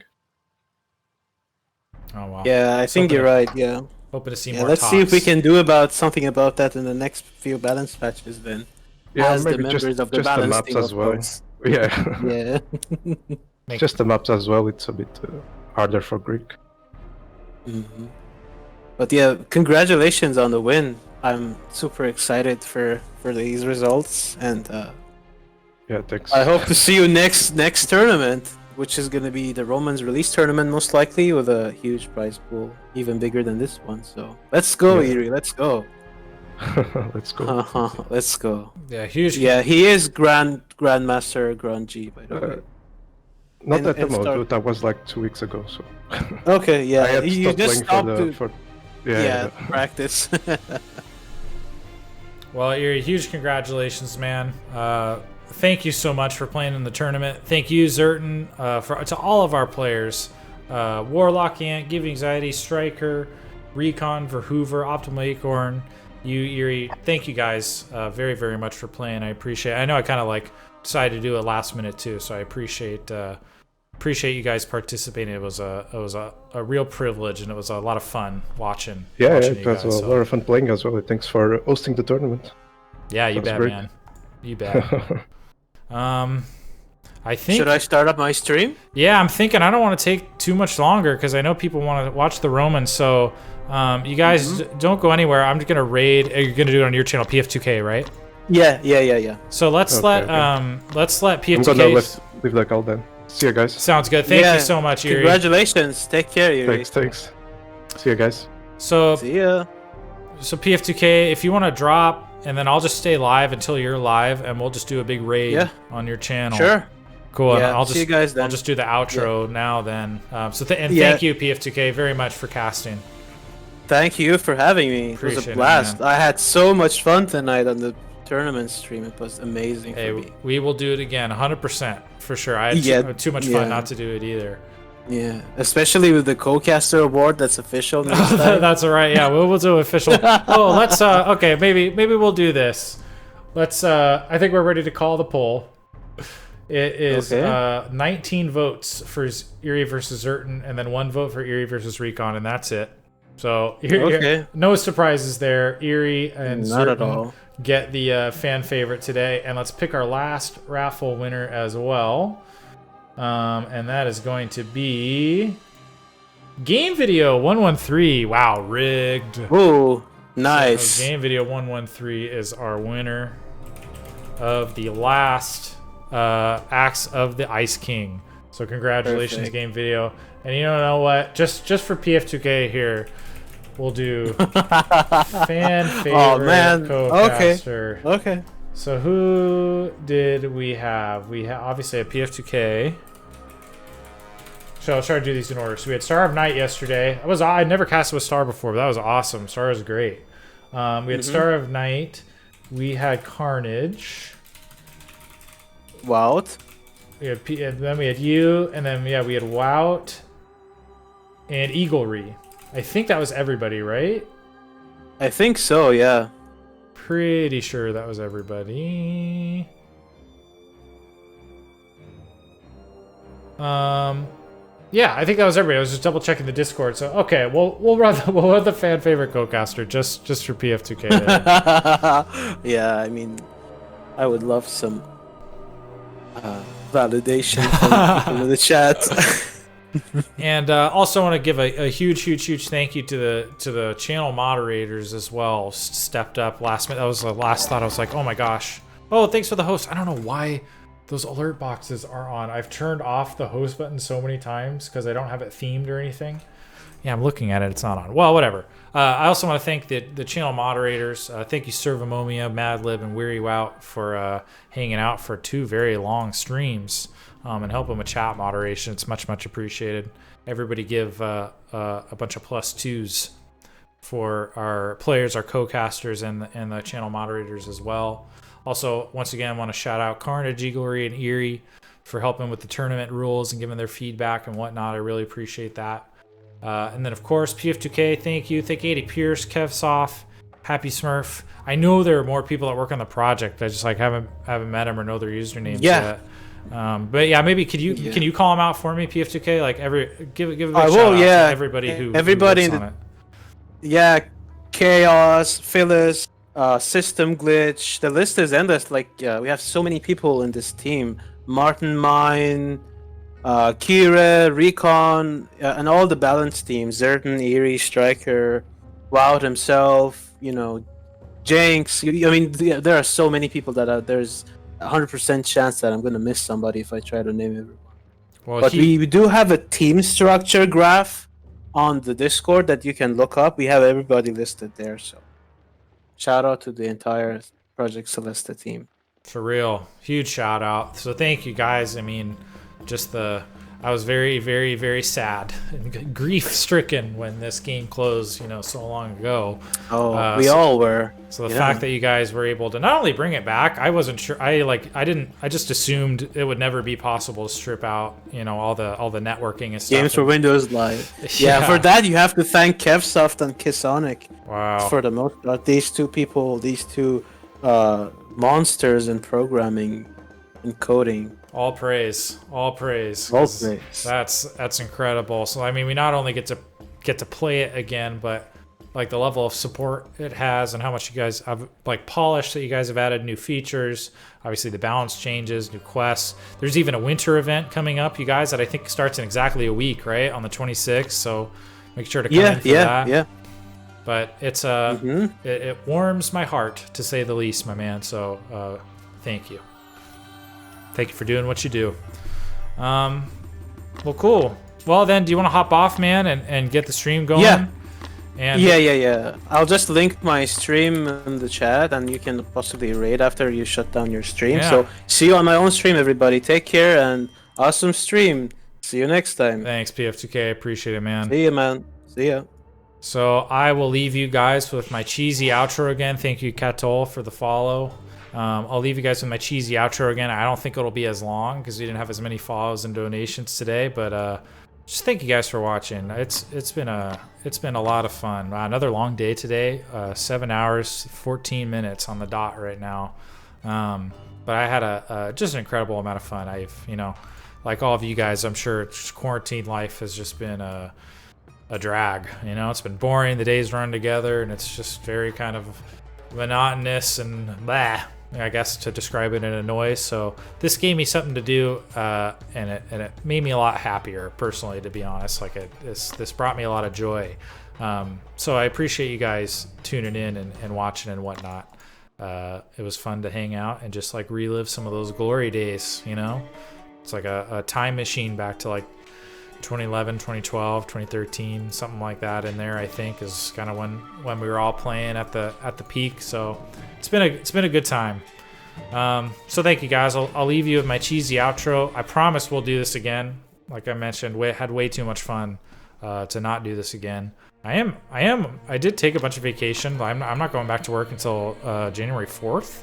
So if my girlfriend lets me, realistically, because I have preparing for this, have not been very around in the house, but I might try to sneak another one in before break's over. We'll see, but no promises.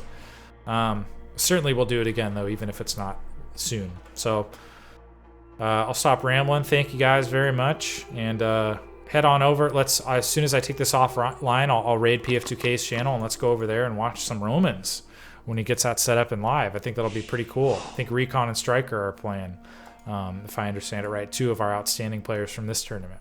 Thank you for the follow, Raul. Cool, guys. Well, let's call it. Thanks very much once again. Infinite thanks. And I'll leave you with my cheesy outro once again. Peace out.